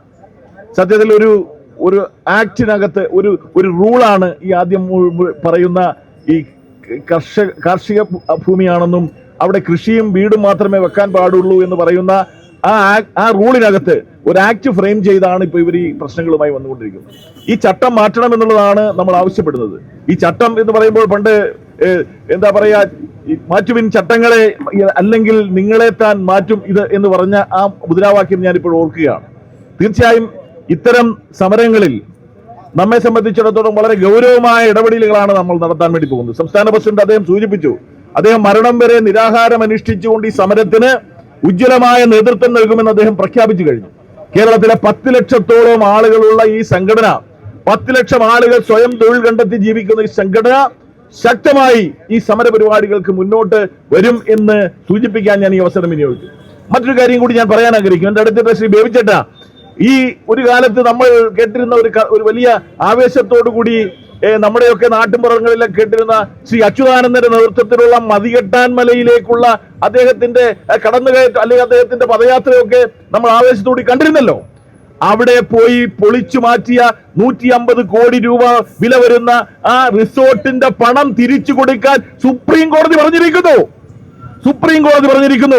3000 കോടി രൂപയുടെ നിർമ്മാണ പ്രവർത്തനങ്ങൾ തകർത്തെറിഞ്ഞ് രാജ്യത്തെ ജനങ്ങളുടെ സമ്പത്ത് ഇല്ലാതാക്കിയ ഒരു ഗവൺമെന്റ് ആയിരുന്നു അച്യുതാനന്ദൻ ഗവൺമെന്റ് എന്ന് പറയാൻ ഞാൻ ഈ അവസരം ലഭിക്കും. അദ്ദേഹം മരണപ്പെട്ടു പോയി. അദ്ദേഹം വലിയ കമ്മ്യൂണിസ്റ്റ് നേതാവാണ്, അതെല്ലാം നമ്മൾ സമ്മതിച്ചു. പക്ഷെ അവിടെ പോയി ആ നാട്ടിലെ ജനങ്ങൾ നിർമ്മിച്ചു വെച്ചിരുന്ന കെട്ടിടങ്ങൾ ഇടിച്ചു പൊളിച്ചു കളഞ്ഞതിന്റെ കണക്ക് പറയാൻ പോവുകയാണ്. 3000 കോടി രൂപ ഈ നാട്ടിലെ പാവപ്പെട്ടവന്റെ നികുതിപ്പണത്തിൽ നിന്നും തിരിച്ചു കൊടുക്കാൻ ഈ രാജ്യത്ത് സുപ്രീം കോടതി ഈ പറയുന്ന നിയമനിർമ്മാണ സഭയുടെ ഏറ്റവും ഉന്നതമായ ആ സ്ഥാനം ഉത്തരവിട്ടിരിക്കുന്നു. നമ്മൾ മനസ്സിലാക്കേണ്ട ഏറ്റവും പ്രധാനപ്പെട്ട വിഷയം, എന്തെങ്കിലുമൊക്കെ ആവേശത്തിന്റെ പുറത്ത് ജനങ്ങളെ തെറ്റിദ്ധരിപ്പിച്ചുകൊണ്ട് അധികാരത്തിൽ തുടരാനും അധികാരത്തിൽ തിരിച്ചു വരുവാനും വേണ്ടിയിട്ടുള്ള ശ്രമത്തിന്റെ ഭാഗമായി ഇത്തരം രാഷ്ട്രീയ നേതാക്കന്മാർ നടത്തിയിട്ടുള്ള ഇത്തരം അതിക്രമങ്ങളെ നമുക്ക് നേരിടേണ്ടതായിട്ടുണ്ട്. ഇനിയും വരാൻ പോകുന്നത് നമ്മുടെ കെട്ടിടങ്ങൾ പൊളിച്ചു കളയാൻ വേണ്ടിയിട്ടാണ്. എന്താ പറയുന്നത്, 60 കൊല്ലത്തിന് മുമ്പ് കിട്ടിയ എല്ലേ പട്ടയത്തിൽ നമ്മൾ പണിത കെട്ടിടം, അത് ശരിയാണ് ആ നിയമത്തിൽ പറയുന്നത്, വീടും കൃഷിയും മാത്രം എന്നുള്ളത് സമ്മതിച്ചു. എന്നാൽ അതിനുശേഷം നമ്മൾ കൊണ്ടുവന്ന ഒരു പ്ലാൻ സബ്മിറ്റ് ചെയ്യുന്നു. നിങ്ങൾക്ക് എല്ലാവർക്കും അറിയാം, ഒരു പ്ലാൻ വരച്ച് പ്ലാൻ സബ്മിറ്റ് ചെയ്യുന്നു തദ്ദേശ സ്വയംഭരണ സ്ഥാപനങ്ങളിൽ. അവിടുന്ന് എന്താണ് അസിസ്റ്റന്റ് എഞ്ചിനീയർ അടക്കമുള്ളവർ വന്ന് നമ്മുടെ ഭൂമി പരിശോധിക്കുന്നു. അവിടെ അതിനാവശ്യമായിട്ടുള്ള പെർമിറ്റ് നൽകുന്നു. നമ്മൾ അവിടെ കെട്ടിട നിർമ്മാണം നടത്തുന്നു. അത് കൃഷിഭൂമിയാണെങ്കിൽ ഇപ്പോൾ നിങ്ങൾക്കറിയാവുന്ന തരം മാറ്റുക എന്ന് പറയുന്നത് ഇപ്പോൾ ഒരു പുതിയ സംവിധാനമാണ് ഈ തീരദേശ മേഖലകളിൽ. ഈ നിലം അത് കരഭൂമിയായി തരം മാറ്റുക എന്ന് പറയുന്ന ഒരു കാര്യമുണ്ട്. അവിടെ അതിന്റെ ഒന്നും ആവശ്യമില്ലാതെ തന്നെ ഈ കെട്ടിട നിർമ്മാണത്തിന് പിന്തുണ നൽകുകയും അനുമതി നൽകുകയും ചെയ്ത് നമ്മൾ പണിത കെട്ടിടം. നേരത്തെ എനിക്ക് തോന്നുന്നു ശ്രീ വിനോദ് പറഞ്ഞതുപോലെ അതിനാവശ്യമായിട്ടുള്ള എല്ലാ നികുതികളും, റവന്യൂ നികുതി എന്നെല്ലാം പറയുന്നത് ചെറുതല്ല, ഇതുൾപ്പെടെ അടച്ച് 60 കൊല്ലമായി 70 കൊല്ലമായി വ്യാപാരം ചെയ്യുകയും ജീവിതം കരിപ്പിടിപ്പിക്കുകയും ചെയ്ത ഒരു ജനസമൂഹത്തെ ഇല്ലാതാക്കാനുള്ള ഈ ശ്രമത്തിനെതിരായ ഉജ്ജ്വലമായ സമര പോരാട്ടങ്ങൾ നമ്മൾ സംഘടിപ്പിക്കും. ഇതൊരു താൽക്കാലികമായിട്ടുള്ള ഒരു സൂചനാ സമരം മാത്രമാണ്. സംസ്ഥാന വ്യാപകമായി എന്റെ ജില്ലയിലും ഇത് തന്നെയാണ്. പത്തനംതിട്ട ജില്ലയിലും 100 കണക്കിന് 1000 കണക്കിന് ലക്ഷക്കണക്കിന് ആളുകൾ തെരുവാധാരമാകാൻ പോകുന്നു. എന്താണ് ഇതിന്റെ ഒരു പ്രശ്നം? മാധ്യമങ്ങൾ മനസ്സിലാക്കേണ്ട വിഷയമാണ്. നമുക്കിനി പഞ്ചായത്ത് ലൈസൻസ് തരുന്നില്ല, ഈ കെട്ടിടത്തിന് UA അൺഓതറൈസ്ഡ് എന്നുള്ള പേരടിച്ചിട്ടിരിക്കുന്നു. അൺഓതറൈസ്ഡ് ബിൽഡിങ്ങുകളിൽ കച്ചവടം ചെയ്യുന്നവർക്ക് ലൈസൻസ് ഇല്ല. അൺഓതറൈസ്ഡ് കെട്ടിടങ്ങൾക്ക് പഞ്ചായത്തിന്റെയും റവന്യൂവിന്റെയും നികുതി എടുക്കുകയില്ല. അവിടെ നിന്ന് കച്ചവടം ചെയ്യുന്നവന് ബാങ്ക് വായ്പ തരികയില്ല. എന്ന് പറഞ്ഞാൽ നമ്മളെ എലിപ്പട്ടിക്കകത്തിട്ട് അടച്ചുപൂട്ടി വെള്ളത്തിൽ മുക്കിക്കൊല്ലാനുള്ള ഈ ഗവൺമെന്റിന്റെ തീരുമാനം, ഇതിനെതിരായ ശക്തമായ പോരാട്ടം നമ്മൾ നടത്തേണ്ടതായിട്ടുണ്ട്. എന്തിനാണ് ഇവർ ചെയ്യുന്നത് നിങ്ങൾ മനസ്സിലാക്കണം. ഇപ്പൊ ഗവൺമെന്റിന്റെ കാശില്ല, എവിടെ ചോദിച്ചാലും ഗവൺമെന്റിന്റെ കാശില്ല. എല്ലാം ദൂർത്തടിച്ച് എല്ലാം ഇല്ലായ്മ ചെയ്തുകൊണ്ട് മുന്നോട്ട് പോകുന്ന ഒരു ഗവൺമെന്റ്, പിണറായി വിജയന്റെ സർക്കാർ, അവരുടെ കയ്യിൽ പണമില്ലാതെ വന്നപ്പോൾ പാവപ്പെട്ടവനെ കൊള്ളയടിക്കാൻ ഇറങ്ങി പുറപ്പെട്ടിരിക്കുന്നു. ആയിരക്കണക്കിന് കോടി രൂപയാണ് നമ്മളെ പോലെയുള്ളവരിൽ നിന്ന് ലക്ഷ്യമിടുന്നവർ. നമ്മളെ കൊള്ളയടിച്ച് പട്ടിണി കിടക്കുന്നവൻ പോക്കറ്റ് അടിക്കാൻ ഇറങ്ങിയാണ്. ഈ രാജ്യത്തെ സാധാരണക്കാരന് പെൻഷൻ കൊടുക്കുന്നില്ല, പലയിടങ്ങളുടെയും വികസന പ്രവർത്തനങ്ങൾ നടക്കുന്നില്ല. പണമെല്ലാം ദൂർത്തടിച്ച് കളഞ്ഞിട്ട് കിട്ടാവുന്ന മേഖലയിൽ നിന്നെല്ലാം കൊള്ളയടിച്ച് പണം സമ്പാദിക്കാനുള്ള ശ്രമമാണ് ഗവൺമെന്റ് നടത്തുന്നത്. ഇതിനെതിരായ ശക്തമായ പോരാട്ടം നമ്മൾ നടത്തും. അവർക്ക് പണം വേണമെങ്കിൽ കൊള്ളയടിക്കുകയാണ്. എന്തെങ്കിലും 65 കൊല്ലമായി പണിത് വെച്ചിരിക്കുന്ന ഒരു കെട്ടിടത്തിന് റെഗുലറൈസേഷന് വേണ്ടി അതിന് പിഴ അടയ്ക്കണമെന്ന് പറഞ്ഞാൽ ചെറ്റത്തരമായ തെമ്മാടിത്തരമാണ് ഇതെന്ന് പറയാൻ ഞാൻ ഈ അവസരം വിനിയോഗിക്കുന്നു. ഇതൊന്നും അംഗീകരിച്ചു കൊണ്ടുപോകാൻ നമുക്ക് കഴിയില്ല. നേരത്തെ പറഞ്ഞല്ലോ, വിനോദ് പറഞ്ഞു ഇത് കച്ചവടക്കാരന്റെ മാത്രം പ്രശ്നമല്ല. കഠിനാധ്വാനം ചെയ്ത് ജീവിതം കെട്ടിപ്പൊക്കിയ മുഴുവൻ ജനങ്ങളുടെയും പ്രശ്നമായി ഇത് ഉയർത്തിക്കൊണ്ടുവന്ന് നമ്മൾ ഇവരുടെ ഞാൻ നേരത്തെ പറഞ്ഞു, മാറ്റുവിൻ ചട്ടങ്ങളെ, ഇല്ലെങ്കിൽ മാറ്റം നിങ്ങളെ താരുത് എന്ന് പറഞ്ഞതുപോലെ വരുന്ന തിരഞ്ഞെടുപ്പിൽ ഇതിന്റെ പ്രത്യാഘാതം ഈ ഗവൺമെന്റ് മനസ്സിലാക്കുന്ന തരത്തിൽ ശക്തമായ പ്രതിഷേധവുമായി നമ്മൾ മുന്നോട്ട് പോകും. ഈ സമരത്തിന് നേതൃത്വം വഹിക്കുന്ന ശ്രീ സണ്ണി നിരന്തരമായി എന്നോട് സംസാരിക്കുന്ന ഒരു വിഷയമാണ്. ഈ എൽഎ പട്ടയത്തെ കുറിച്ച് ഞാൻ അത്ര ഗൗരവമായി എടുത്തില്ല. പക്ഷേ അദ്ദേഹം പറഞ്ഞത്, അതുപോലെ തന്നെ വിനേതിന്റെ പ്രസംഗവുമെല്ലാം നമുക്കിതിന്റെ ഗൗരവം പൂർണ്ണമായി ഉൾക്കൊള്ളാൻ വേണ്ടി കഴിഞ്ഞിട്ടുണ്ട്. ഈ വന്നിട്ടുള്ള നിങ്ങൾക്കെല്ലാം ഇതിന്റെ ഗൗരവം ഉൾക്കൊള്ളാൻ കഴിഞ്ഞിട്ടുണ്ടെന്ന് ഞാൻ വിശ്വസിക്കുകയാണ്. തീർച്ചയായും ഇവിടെ നമ്മൾ ഈ നടത്തിയിട്ടുള്ള സമരത്തിന് എല്ലാ പിന്തുണയും എന്റെ ജില്ലയിൽ നിന്ന്, പത്തനംതിട്ട ജില്ലയിൽ നിന്ന് നൽകിക്കൊണ്ട് ഞാൻ അവസാനിപ്പിക്കുന്നു. നമസ്കാരം, ജയ് ഹിന്ദ്. ഏകോപന സമിതിയുടെ ഒരു പോരാട്ട രംഗമാണ് ഇപ്പോൾ നിങ്ങൾ കണ്ടുകൊണ്ടിരിക്കുന്നത്. നിയമപരമായി എല്ലാ രേഖകളും വാങ്ങി മുഴുവൻ നികുതികളും അടച്ച് പഞ്ചായത്തിൽ നിന്നും പെർമിറ്റ് വാങ്ങി നിർമ്മിച്ചിട്ടുള്ള കൊമേഴ്സ്യൽ ബിൽഡിങ്ങുകളെല്ലാം 60-ലെ നിയമവും 64-ലെ ചട്ടവും അനുസരിച്ച് പണി പൂർത്തീകരിച്ച ചെറുതും വലുതുമായ എല്ലാ നിർമ്മിതികളും ഒരൊറ്റ നിയമനിർമ്മാണം കൊണ്ട് 2023 കൊണ്ടുവന്ന ഒരു നിയമനിർമ്മാണം കൊണ്ട് ഈ കഴിഞ്ഞ മാസം 27-ാം തീയതി ക്യാബിനറ്റ് പാസാക്കിയ ഒരു ചട്ട ഭേദഗതിയിലൂടെ അനധികൃതമാണ് എന്ന് പ്രഖ്യാപിച്ചു കഴിഞ്ഞു. 10ഉം 60ഉം 65ഉം വർഷമായി നമ്മുടെ കാരണവന്മാർ പണി കഴിപ്പിച്ച് നമ്മൾ അനുഭവിച്ചു വരുന്ന ഇടുക്കി ജില്ലയിലെ എന്നല്ല കേരളത്തിലെ എല്ലാ പട്ടയങ്ങൾക്ക് കീഴിൽ വരുന്ന സകല നിർമ്മിതികളും അനധികൃതമാണ്. അത് ഞങ്ങൾ അംഗീകരിച്ചു കൊടുക്കാം. ഗവൺമെന്റ് പറഞ്ഞത് അനധികൃതമായി തന്നെ ഇരിക്കട്ടെ. അനധികൃതം ആയ ഈ നിർമ്മിതികൾ അധികൃതമാക്കുന്നതിന് വേണ്ടിയാണ്, നിയമപരമാക്കുന്നതിന് വേണ്ടിയാണ് പുതിയ നിയമവും ചട്ടവും കൊണ്ടുവരുന്നത്. അതും ഞങ്ങൾ അംഗീകരിച്ചു. അതിന് 64-ലെ ചട്ടം ഭേദഗതി ചെയ്ത് കഴിഞ്ഞ 27-ാം തീയതി ഗവൺമെന്റ് കൊണ്ടുവന്ന് ഇപ്പോൾ സബ്ജക്ട് കമ്മിറ്റിക്ക് വിട്ടിട്ടുള്ള ഈ ചട്ട ഭേദഗതി, അത് ഈ അനധികൃതമായ നിർമ്മിതികളെല്ലാം നിയമപരമാക്കി മാറ്റിക്കൊണ്ട് ഉത്തരവിറക്കുന്നു എന്ന് പറഞ്ഞാൽ പോരെ. അതിനെ 5 സ്ലാബുകളായി തിരിച്ച് 3000 തൊട്ട് 5000 വരെ ഫെയർ വാല്യൂവിന്റെ 5% പിഴ, 5000 മുതൽ 10000 വരെ ഫെയർ വാല്യൂവിന്റെ 10% പിഴ, 10000 സ്ക്വയർ ഫീറ്റ് മുതൽ 25000 സ്ക്വയർ ഫീറ്റ് വരെ ഫെയർ വാല്യൂവിന്റെ 20% പിഴ, 25000 മുതൽ 50000 സ്ക്വയർ ഫീറ്റ് വരെ ഫെയർ വാല്യൂവിന്റെ 40% പിഴ, 50000 സ്ക്വയർ ഫീറ്റിന് മുകളിലേക്ക് എത്രയുണ്ടെങ്കിലും കോറികൾക്ക് കൊടുത്തിട്ടുള്ള അതേ ശതമാനം 50% പിഴ. എവിടുത്തെ ന്യായം, എവിടുത്തെ നീതി? ഈ ഗവൺമെന്റ് ഉണ്ടായത് എങ്ങനെയാണ്? നമുക്ക് വേണ്ടി നമ്മളാൽ തെരഞ്ഞെടുക്കപ്പെട്ട നമ്മുടെ ഗവൺമെന്റ് അല്ലേ? ജനങ്ങൾക്ക് വേണ്ടി ജനങ്ങളാൽ തെരഞ്ഞെടുക്കപ്പെട്ട ജനങ്ങളുടെ ഭരണമല്ലേ ജനാധിപത്യം?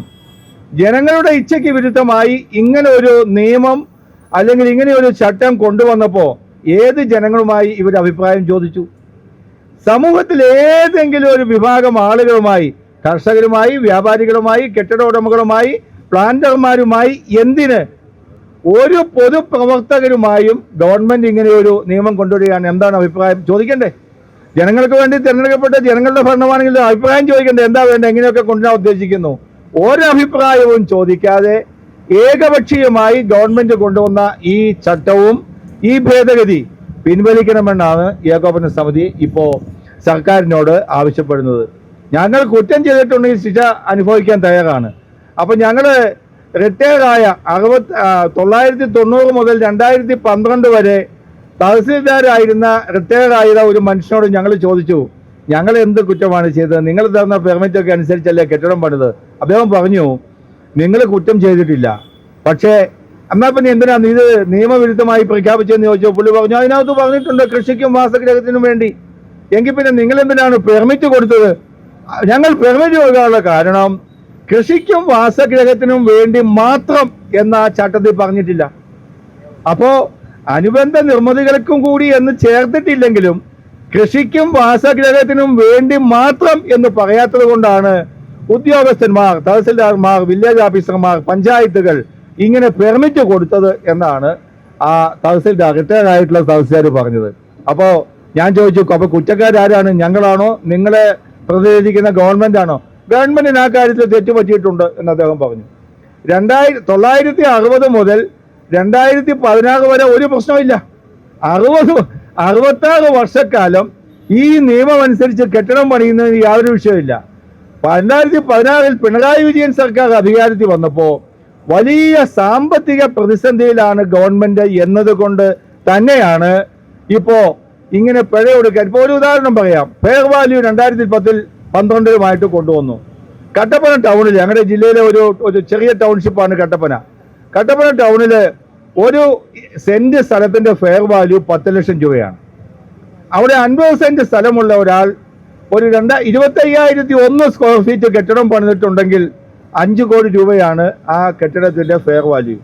5 കോടി രൂപ ഫെയർ വാല്യൂ ഉള്ള കെട്ടിടത്തിന് 25,001 സ്ക്വയർ ഫീറ്റ് കെട്ടിടം അതിനകത്തുണ്ടെങ്കിൽ അയാൾ 40% പഴി കൊടുക്കണം. എന്ന് പറഞ്ഞാൽ 5 കോടി രൂപ ഫെയർ വാല്യൂ ഉള്ള കെട്ടിടത്തിന് 2 കോടി 10 ലക്ഷത്തിൽ തൊട്ട് മുകളിൽ തുക പെനാൽറ്റി അടിക്കണം. എന്ത് ചെയ്തിട്ട്? ബാങ്ക് വായ്പ എടുത്തത് പോലും തിരിച്ചടയ്ക്കാൻ വശമില്ലാതെ കഷ്ടപ്പെടുന്ന കെട്ടിട ഉടമകളും വ്യാപാരികളും ഈ 2 കോടി രൂപ എവിടെ നിന്നുണ്ടാക്കും? എന്തിനുണ്ടാക്കി? 60 വർഷം മുമ്പുള്ള കെട്ടിടമാണെങ്കിൽ ആ കെട്ടിടത്തിന് മുഴുവൻ നികുതിയും കൊടുത്തിട്ടുണ്ട്. അത് ഏകദേശം ഒരു 10-20 ലക്ഷം രൂപയെങ്കിലും ഇവന്മാർ ഇതിനോടൊപ്പം വാങ്ങിയിട്ടുണ്ട്. അവിടെയാണ് വീണ്ടും ഒരു 2 കോടി രൂപ എടുത്ത് പെനാൽറ്റി അടയ്ക്കണമെന്ന് പറയുന്നത്. സത്യം പറഞ്ഞാൽ ഈ ഞങ്ങളുടെ നാട്ടിൽ കള്ളു കുടിച്ചു കഴിയുമ്പോൾ ചേട്ടന്മാർ പറയുന്ന ആ ഭാഷ ഉപയോഗിച്ചാൽ തന്തയില്ലാത്തരമാണ്. കള്ളു കുടിച്ചു കഴിയുമ്പോൾ ചേട്ടന്മാർ പറയുന്ന ഭാഷ, ഇത് സണ്ണി വൈമലി പറഞ്ഞ ഭാഷയല്ല. കള്ളൊക്കെ കുടിച്ച് കഴിയുമ്പോൾ ദേഷ്യം വരുന്ന ചേട്ടന്മാർ പറയുന്ന ഒരു ഭാഷ ഞാൻ പറഞ്ഞതേ ഉള്ളൂ. ആ പവർ ഇനി ഞാൻ ആവർത്തിക്കുന്നുമില്ല. അതുകൂട്ട് പണി നിങ്ങളെ തെരഞ്ഞെടുത്ത ജനങ്ങളോട് കാണിക്കാൻ പാടില്ലാത്തതാണ് എന്നാണ് ഈ സന്ദർഭത്തിൽ ഞങ്ങൾക്ക് പറയാനുള്ളത്. അപ്പൊ ഇവർ ചോദിച്ചു, നിങ്ങൾ തമ്മിലായി തിരുവനന്തപുരത്തേക്ക് ഓടിച്ചാടി സമരവുമായി വരുന്നത്? ഞങ്ങൾ തിരുവനന്തപുരത്തേക്കല്ല ആദ്യം സമരമായി വന്നത്. ഞങ്ങൾ ആദ്യം ഇടുക്കി ജില്ലയിലെ പ്രധാനപ്പെട്ട 6 കേന്ദ്രങ്ങളിൽ സമര പ്രഖ്യാപന ബോധവൽക്കരണ കൺവെൻഷൻ നടത്തി. ആദ്യം ജില്ലയിലെ പ്രധാനപ്പെട്ട 6 കേന്ദ്രങ്ങളിൽ. അതിലൂടെ ഞങ്ങൾ ആളുകളോട് പറഞ്ഞു, ഇപ്പോഴും നമ്മുടെ ആൾക്കാരുടെ ധാരണ എന്നറിയോ? ഈ മീറ്റിംഗിൽ പങ്കെടുക്കുന്ന കെട്ടിട ഉടമകൾക്ക് പോലും അവരുടെ ധാരണ, തിരുവനന്തപുരം അടക്കമുള്ള 13 മറ്റ് ജില്ലകളിലെയും കെട്ടിട ഉടമകളുടെ ധാരണ, ഇതൊന്നും ഞങ്ങളെ ബാധിക്കുന്ന നിയമമല്ല. കാരണം നമ്മൾ നിയമപരമായ കെട്ടിടം പണിതല്ലേ. ഇത് നമ്പർ കിട്ടാത്ത നിയമവിരുദ്ധമായ ഏതെങ്കിലും കെട്ടിടങ്ങളെ മാത്രമേ ബാധിക്കൂ എന്നാണ് ഇവിടെ ഇരിക്കുന്ന ആളുകളിൽ പോലും ചിലരെങ്കിലും വിശ്വസിച്ചിരിക്കുന്നത്. അതല്ല, ഇത് എല്ലേ പട്ടയത്തിൽ പണിതിട്ടുള്ള മുഴുവൻ കെട്ടിടങ്ങളെയും ബാധിക്കുമെന്ന് ആളുകൾ മനസ്സിലാക്കി വരുന്നതേ ഉള്ളൂ. അപ്പോൾ ആദ്യ ഘട്ടത്തിൽ ഞങ്ങളൊരു ബോധവൽക്കരണം പോലെ സമരപ്രഖ്യാപന കൺവെൻഷൻ ജില്ലയിലെ 6 കേന്ദ്രങ്ങളിൽ നടത്തി. അത് കഴിഞ്ഞ് ഞങ്ങൾ ഇടുക്കിയുടെ മന്ത്രി റോഷി അഗസ്റ്റിൻ, ഇടുക്കിയിലെ LDF-ന്റെ പ്രമുഖ കക്ഷി നേതാക്കൾ ഇവരെല്ലാം ഒരുമിച്ചിരുത്തി ചർച്ച നടത്തി. ഞങ്ങളുടെ ആവലാതികൾ, ഞങ്ങളുടെ ബുദ്ധിമുട്ടുകൾ, ഞങ്ങളുടെ സംശയങ്ങൾ എല്ലാം അവരുമായി ചർച്ച ചെയ്തു. അപ്പോൾ അവർ ഞങ്ങളോട് പറഞ്ഞത് കേട്ടപ്പോൾ ഞങ്ങൾക്ക് ഒരു കാര്യം മനസ്സിലായി. മന്ത്രി ഒഴികെ മറ്റാരും ഇതിന്റെ യഥാർത്ഥ ഗൗരവം മനസ്സിലാക്കിയിട്ടില്ല. അവർ പറഞ്ഞു 3000 ഒന്നുമല്ല 5000 സ്ക്വയർ ഫീറ്റ് വരെ ഞങ്ങൾ ഒഴിവാക്കി തരും. അത് ആദ്യം 3000 എന്ന് പറഞ്ഞതേ ഉള്ളൂ. ഇന്നലെ സബ്ജക്ട് കമ്മിറ്റിയിലെ ജയരാജൻ MLA-യുമായി ഞങ്ങൾ കണ്ടു. അദ്ദേഹം പറഞ്ഞു, ഒരു കാരണവശാലും 3000-ന് മുകളിലേക്ക് ഫ്രീ ആക്കാൻ പറ്റത്തില്ല. 3000 ആക്കിയത് തന്നെ വലിയ കാര്യമായിട്ടാണ് അദ്ദേഹം ഞങ്ങളോട് പറഞ്ഞത്. അപ്പോ അത് കഴിഞ്ഞ് ഇവർ പറഞ്ഞു എന്താണ് സ്ക്വയർ ഫീറ്റ് എടുക്കുമ്പോൾ, ഈ ഫെയർ വാല്യൂവിന്റെ സ്ക്വയർ ഫീറ്റ് എടുക്കുമ്പോൾ ഞങ്ങളുടെ ജില്ലയിലെ പ്രമുഖ LDF നേതാവ് പറഞ്ഞത് സ്ക്വയർ ഫീറ്റ് എടുക്കുമ്പോൾ അതിന്റെ പ്ലിന്ത് ഏരിയ, അതായത് തറയുടെ പ്ലിന്ത് ഏരിയ മാത്രമേ കൂട്ടത്തുള്ളൂ എന്ന് പറഞ്ഞു. ഇദ്ദേഹം കാര്യം മനസ്സിലാക്കിയിട്ടില്ല. ഞങ്ങളിവിടെ വന്ന് സബ്ജക്ട് കമ്മിറ്റിയുടെ നേതാക്കന്മാരും മന്ത്രിമാരുമായി സംസാരിച്ചപ്പോൾ അവർ പറഞ്ഞു പ്ലിന്ത് ഏരിയ ഒന്നുമല്ല, എത്ര സ്ക്വയർ ഫീറ്റ് എത്ര നിലയുണ്ടോ അതെല്ലാം അളക്കും, അല്ലെങ്കിൽ പിന്നെ സ്ലാബിന് പ്രസക്തി ഇല്ലല്ലോ എന്ന് പറഞ്ഞു. അപ്പോ കാര്യങ്ങൾ യഥാർത്ഥത്തിൽ ഗ്രഹിക്കാൻ ഈ പറയുന്ന LDFന്റെ നേതാക്കന്മാർക്കും കഴിഞ്ഞിട്ടില്ല. അപ്പൊ ഞങ്ങൾ മന്ത്രിയുമായി ചർച്ച നടത്തി, LDF നേതാക്കന്മാരുമായി ചർച്ച നടത്തി. പിന്നീട് ഞങ്ങൾ 2 ദിവസം മുൻപ് തിരുവനന്തപുരത്ത് വന്ന് സബ്ജക്ട് കമ്മിറ്റിയിലെ പ്രധാനപ്പെട്ട ആളുകളെ കണ്ട് സംസാരിച്ചു. അവർ പറഞ്ഞു നോക്കട്ടെ, പ്രയാസമായിരിക്കും എന്ന് പറഞ്ഞു. ആ ഭരണപക്ഷത്തിന്റെ ആളുകളെ മാത്രമല്ല, ഇന്നലെ പ്രതിപക്ഷ നേതാവ് VD സതീശനെ കണ്ടു, രമേശ് ചെന്നിത്തലയെ കണ്ടു, ഏതാനും മന്ത്രിമാരെയും അതിന് പുറമെ ഞങ്ങൾ കണ്ടു. അവരെല്ലാം ഈ മന്ത്രിമാർ പോലും ഇതിനെപ്പറ്റി ശരിക്കും പഠിച്ചിട്ടില്ല. റോഷി അഗസ്റ്റിൻ പഠിച്ചിട്ടുണ്ട്, അദ്ദേഹത്തിന്റെ പ്രതിദാനം ചെയ്യുന്ന ജില്ലയെ ഇത് കഠിനമായി ബാധിക്കുമെന്നുകൊണ്ട് റോഷി അഗസ്റ്റിൻ പഠിച്ചിട്ടുണ്ട്. അദ്ദേഹം പറഞ്ഞു ഇനിയും ശ്രമങ്ങൾ നടത്തിക്കൊണ്ടിരിക്കുകയാണ്. ഇപ്പോൾ സബ്ജക്ട് കമ്മിറ്റി എന്ന് പറയുന്നതൊക്കെ ചുമ്മാ ഒരു ഫോർമാലിറ്റിയാണ്, അത് ഞങ്ങൾക്കും അറിയാം. മുഖ്യമന്ത്രിയുടെ മുൻപിൽ ഒരിക്കൽ കൂടി ഈ ബില്ല് പോയതിന് ശേഷം മാത്രമേ ഇത് ഫൈനലൈസ് ചെയ്യത്തുള്ളൂ എന്ന് പറഞ്ഞു. അവിടെയും ഒരു പ്രതീക്ഷ തരുന്നു എന്നല്ലാതെ ഞങ്ങൾക്ക് വലിയ വിശ്വാസമൊന്നും ഈ നിയമത്തിൽ കാതലായ മാറ്റം വരും എന്ന് കരുതുന്നില്ല. ഞങ്ങൾക്ക് പറയാനുള്ളത് മാധ്യമങ്ങളും നമ്മുടെ മറ്റ് 13 ജില്ലകളിലെ നേതാക്കന്മാരും ഇതിന്റെ സത്യം ഗ്രഹിച്ച് ഈ വിഷയത്തിൽ ഇടപെടണം. കോടിക്കണക്കിന് രൂപ പണം ഉണ്ടാക്കാൻ വേണ്ടി മലയോര മേഖലയിലെ പശ്ചിമഘട്ട മേഖലയിലെ ആളുകളെ എറിഞ്ഞു കൊടുക്കുന്നത് തൊന്മട്ട ഇരുന്ന താറാവിനെ കണ്ടിച്ച് മുട്ടയെടുക്കുന്നതിന് തുല്യമായിരിക്കും എന്ന് മാത്രമേ ഞങ്ങൾ പറയുന്നുള്ളൂ. അതുകൊണ്ട് ഗവൺമെന്റ് ഈ ചട്ടം തിരുത്തണം. നിയമം വന്നുപോയി ഞങ്ങളങ്ങ് അക്സെപ്റ്റ് ചെയ്യുകയാണ്. പക്ഷെ ചട്ടം തിരുത്തണം, തിരുത്തിയേ പറ്റത്തുള്ളൂ, തിരുത്താതെ പറ്റത്തില്ല. ചട്ടത്തിൽ തിരുത്തലുകൾ പാടില്ലെങ്കിൽ പുതിയ ചട്ടം കൊണ്ടുവരണം. ഇപ്പോഴും ഗവൺമെന്റ് ഒരു കാര്യം പറഞ്ഞിട്ടില്ല. ഇടുക്കി ജില്ലയിൽ നിർമ്മാണ നിരോധനമാണ്. ആ നിർമ്മാണ നിരോധനം പിൻവലിക്കുന്നില്ലോ, അത് സംബന്ധിച്ചൊന്നും ഈ ചട്ട ഭേദഗതിയിൽ പറയുന്നില്ലല്ലോ എന്നവർ പറഞ്ഞു. അടുത്ത ചട്ടം കൊണ്ടുവരും, പുതിയ ചട്ടം വരും. വരാനിരിക്കുന്നത് ഇതിനേക്കാൾ വലിയ ഭീകരമായ ചട്ടമാകാനാണ് സാധ്യത എന്ന് ഞങ്ങൾ മനസ്സിലാക്കിക്കൊണ്ടാണ് സമരവുമായി ഇറങ്ങിയിട്ടുള്ളത്. ഇതൊരു സൂചനാ സത്യാഗ്രഹം മാത്രമാണ്. ഞങ്ങൾ സമരം നടത്തിയ പോലീസുകാർക്ക് പോലും വിഷമിക്കേണ്ട കാര്യമില്ല. കാരണം ഞങ്ങൾ വളരെ ശാന്തമായിട്ട് സമരം നടത്തുന്നു, പിരിഞ്ഞു പോകുന്നു. അതാണ് ഞങ്ങളുടെ സംസ്കാരം. അപ്പൊ തീർച്ചയായിട്ടും ഈ സമരത്തിന്, ഈ പുതിയ ചട്ട ഭേദഗതിക്കെതിരെ ഇടുക്കി ജില്ലാ കമ്മിറ്റി, ഏകോപന സമിതിയുടെ ഇടുക്കി ജില്ലാ കമ്മിറ്റി ഏതറ്റം വരെയും പോകാൻ തയ്യാറാകും എന്ന് മാത്രം സൂചിപ്പിക്കുന്നു. ഒപ്പം ഞങ്ങൾ നിയമപരമായ പോരാട്ടത്തിനും പോകുന്നുണ്ട്. കോടതി വഴി ഈ ചട്ട ഭേദഗതിയെ ഞങ്ങൾ ചോദ്യം ചെയ്യും. കോടതി വഴിയുള്ള പോരാട്ടത്തിലും ഇത്തരം ഗവൺമെന്റിന്റെ ശ്രദ്ധ തിരിക്കാൻ വേണ്ടിയുള്ള സമരങ്ങളെയും ഗവൺമെന്റ് മുഖം തിരിക്കുന്നില്ലെങ്കിൽ, ഭേദഗതി ആവശ്യമായ മാറ്റങ്ങൾ വരുത്തുന്നില്ലെങ്കിൽ ഒരുപക്ഷെ ജീവൻ മരണ പോരാട്ടത്തിലേക്ക് പോലും ഏകോപന സമിതിക്ക് പോകേണ്ടി വരും. അത് ഈ ജില്ലയിൽ മാത്രമല്ല, ഇടുക്കിയിൽ മാത്രമല്ല, കേരളത്തിലെ മുഴുവൻ ജില്ലകളെയും സംഘടിപ്പിച്ചുകൊണ്ട് ശക്തമായ സമരപരിപാടികൾക്ക് ഏകോപന സമിതി നേതൃത്വം നൽകും എന്ന് മാത്രം സൂചിപ്പിച്ചുകൊണ്ട് ഞാൻ എന്റെ വാക്കുകൾ ഉപസംഹരിക്കുകയാണ്. നമ്മൾ ഉയർത്തിപ്പിടിക്കുന്ന എല്ലാ വിഷയങ്ങളെക്കുറിച്ചും വളരെ ആധികാരികമായി തന്നെ നമ്മുടെ നേതാക്കൾ ഇവിടെ സൂചിപ്പിച്ചു കഴിഞ്ഞു. ഞാൻ തിരുവനന്തപുരം ജില്ലയുടെ ഒരു വൈസ് പ്രസിഡന്റ് എന്നുള്ള നിലയ്ക്ക് ആദ്യമായി ഈ വിഷയം ഏറ്റെടുത്തുകൊണ്ട് ഈ തലസ്ഥാന നഗരത്തിന്റെ ഭരണസിരാ കേന്ദ്രത്തിന് മുന്നിലെത്തിയ ഇടുക്കി ജില്ലയിലെ മുഴുവൻ സമരഭടന്മാരെയും ഏകോപന സമിതിയിലെ അംഗങ്ങളെ ഞാൻ ആർദ്രവുമായി അഭിവാദ്യം ചെയ്യുവാൻ ഈ അവസരം ഉപയോഗിക്കുകയാണ്. അതോടൊപ്പം ഈ ജില്ലയിൽ നിന്ന് ഇവിടെ ആശംസകൾ അറിയിച്ചുകൊണ്ട് അഭിവാദ്യം ചെയ്ത് കടന്നുപോയ ജില്ലയുടെ എന്റെ പ്രിയപ്പെട്ട വ്യാപാരി സുഹൃത്തുക്കളെയും ഞാൻ അഭിവാദ്യം ചെയ്യുന്നു. ഒരു കാര്യത്തിൽ മാത്രമേ എനിക്ക് ദുഃഖമുള്ളൂ.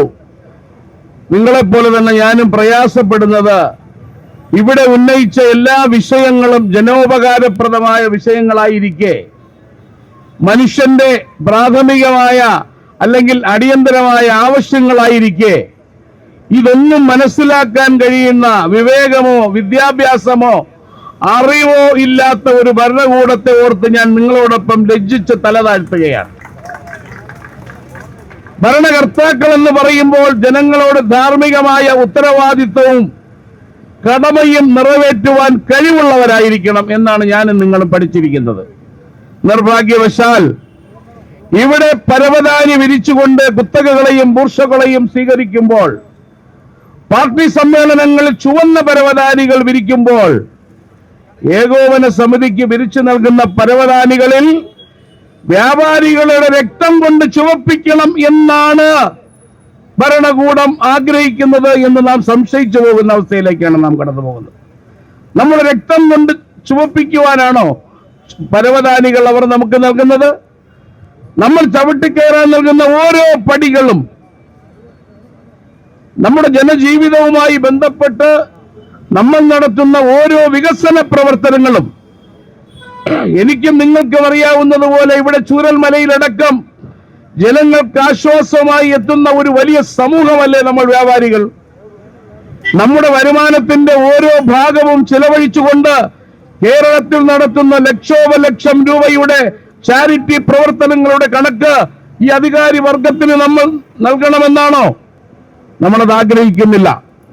നമുക്ക് വേണ്ടത്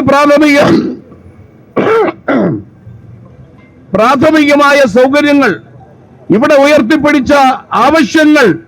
ഇതിനെതിരെ കണ്ണടച്ചാൽ, ഇതിനെതിരെ പ്രതിഷേധിച്ചാൽ ഇവിടെ നമ്മുടെ നേതാക്കൾ പറഞ്ഞതുപോലെ ഈ സമരവുമായി ഏതറ്റം വരെ പോകുമെന്നും മരണം വരെയും സമരം ചെയ്യുവാൻ തയ്യാറാണെന്നും പ്രഖ്യാപിച്ച ശ്രീ രാജു അപ്സര അവരുടെ വാക്കുകൾ കടമെടുത്തുകൊണ്ട് തന്നെ ഞാൻ ആവർത്തിക്കുന്നു. ഇടുക്കി ജില്ലയിലെ നിങ്ങൾ ഓരോ ആളുകളോടൊപ്പം കൈയും മെയ്യും മറന്ന് തിരുവനന്തപുരം ജില്ലയിലെ മുഴുവൻ വ്യാപാരികളും ഉണ്ടാകും എന്നറിയിച്ചുകൊണ്ട് എല്ലാ അഭിവാദ്യങ്ങളും എല്ലാ ആശംസകളും നേർന്നുകൊണ്ട് ഞാൻ എന്റെ വാക്കുകൾ ഉപസംഹരിക്കുന്നു. ജയ് വ്യാപാരി വ്യവസായ ഉത്സവം. ഈ കഴിഞ്ഞ ദിവസം ഈ മാധ്യമ പ്രവർത്തകരുടെ ശ്രദ്ധയിലേക്ക് വേണ്ടിയിട്ട് ഒരു കാര്യം പറയുകയാണ്. ഇത് ഇടുക്കി ജില്ലക്കാരുടെ പ്രശ്നം പറയാൻ വേണ്ടിയിട്ടല്ല ഇന്ന് ഇവിടെ ഈ സമരവുമായി ഞങ്ങൾ വന്നിട്ടുള്ളത്. ഇത് സംസ്ഥാന വിഷയമാണ്. തിരുവനന്തപുരം ജില്ലയിലെ നെയ്യാറ്റിൻകര താലൂക്കിൽ പള്ളിച്ചൽ വില്ലേജിലുള്ള ദീപു എന്നൊരാൾ ഈ കഴിഞ്ഞ ദിവസം നിങ്ങൾ 2023 അദ്ദേഹം കൊല ചെയ്യപ്പെട്ടു എന്നൊരു വാർത്ത ഉണ്ടായിരുന്നു. മാധ്യമങ്ങൾ റിപ്പോർട്ട് ചെയ്ത വാർത്തയാണ്.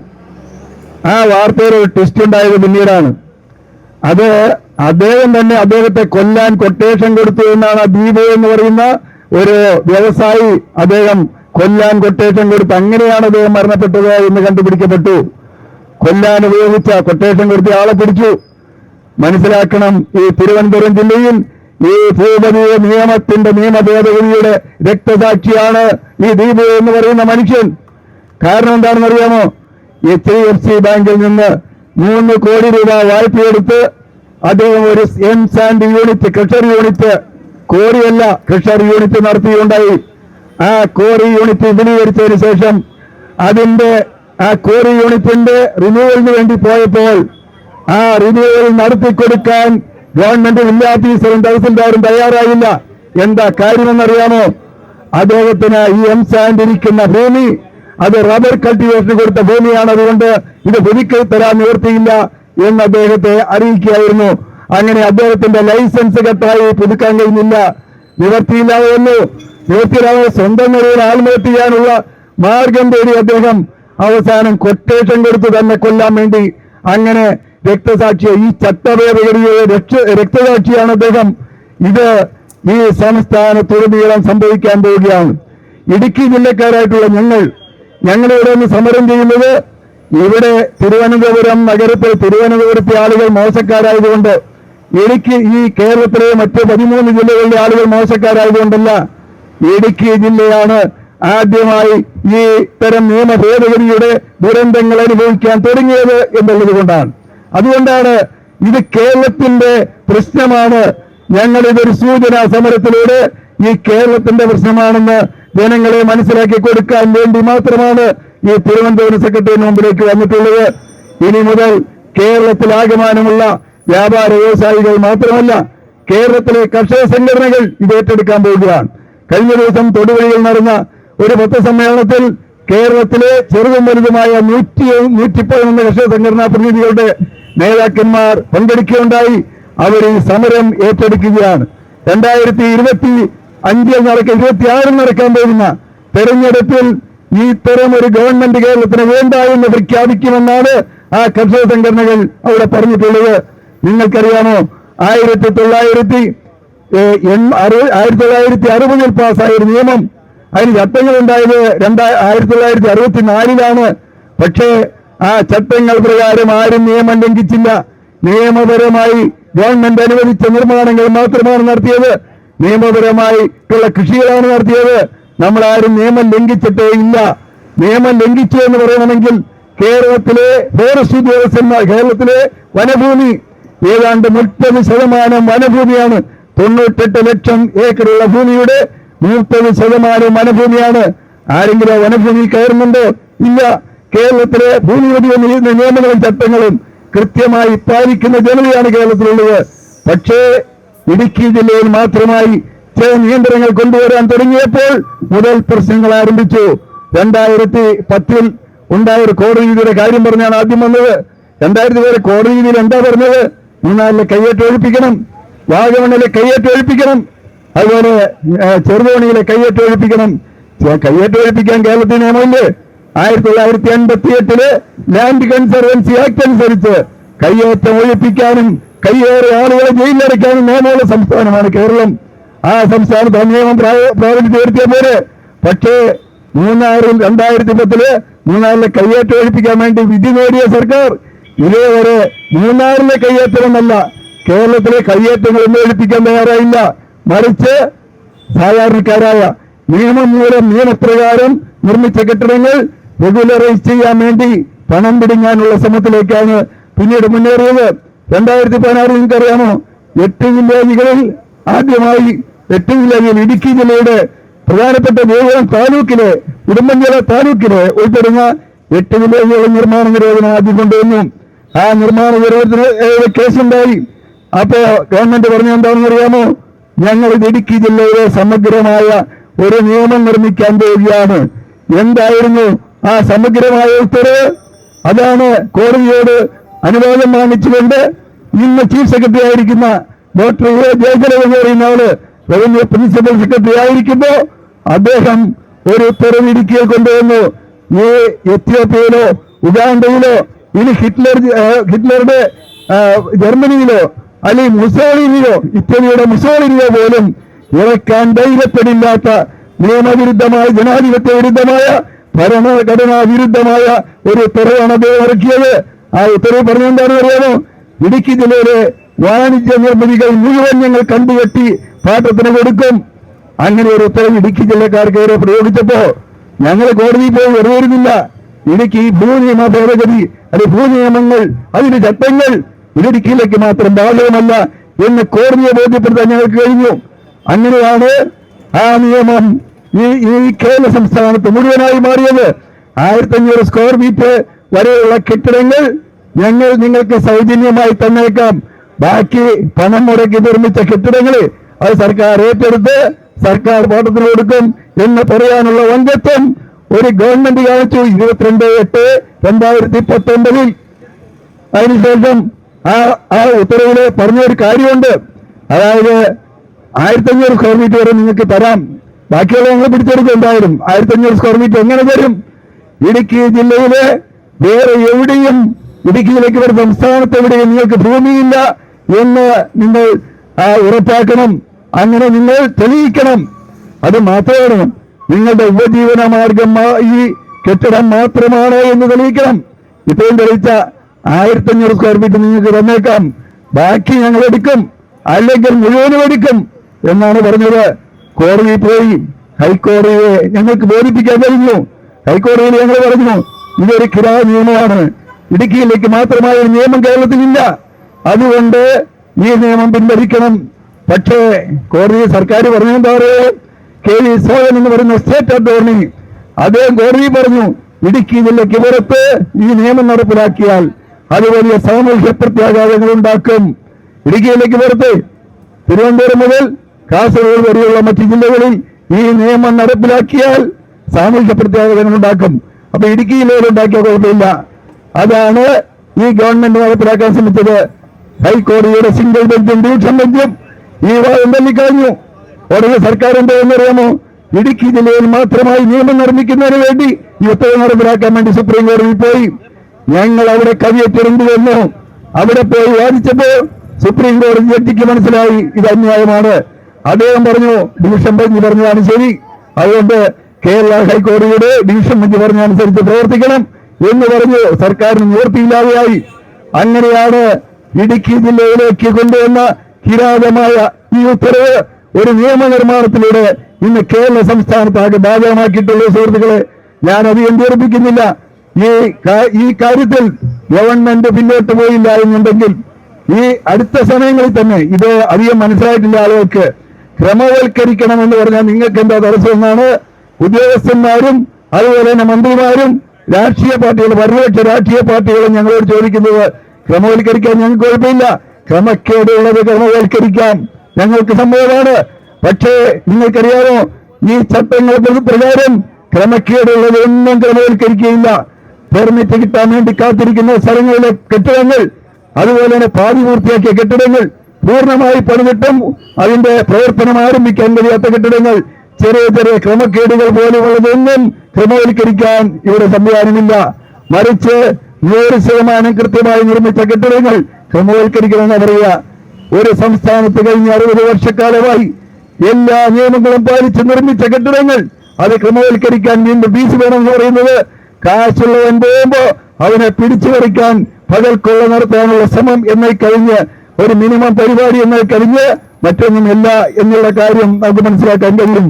അതുകൊണ്ട് വീടുകൾ ചട്ടപ്രകാരമല്ല പണിയാത്ത വീടുകൾ ക്രമവൽക്കരിക്കണം. ഇപ്പൊ വീഡിയോ കൃഷ്ണനൊക്കെ പറ്റി പറയുന്നുണ്ട്, ചട്ടങ്ങളിൽ വീടുകളും ക്രമവൽക്കരിക്കേണ്ടി വരും. അത് ചട്ടങ്ങളിലുണ്ട്.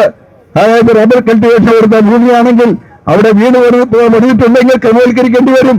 ചട്ടങ്ങൾക്ക് വിരുദ്ധമായോ ഏതെങ്കിലും പെർമിറ്റ് ഇല്ലാതെയോ വെറ്റ്ലാൻഡിൽ പണിതുള്ള കെട്ടിടങ്ങൾ അതൊക്കെ ക്രമവൽക്കരിക്കേണ്ടി വരും. അതുകൊണ്ട് എല്ലാ നിർമ്മിതികളും ക്രമവൽക്കരണത്തിലൂടെ കോടിക്കണക്കിന് രൂപ നേടിയെടുക്കാനുള്ള സർക്കാരിന്റെ ശ്രമം മാത്രമാണ് ഇവിടെ നടക്കുന്നത്. ഇത് ഇന്ത്യൻ ഭരണഘടന നിലനിൽക്കുന്ന കാര്യമല്ല. കോടതിയിൽ ചോദ്യം ചെയ്യപ്പെടും. അനേകായിരം വ്യവഹാരങ്ങൾ ഉണ്ടാകും. അതുപോലെ തന്നെ ജനകീയ പ്രക്ഷോഭങ്ങൾ ഉണ്ടാകും.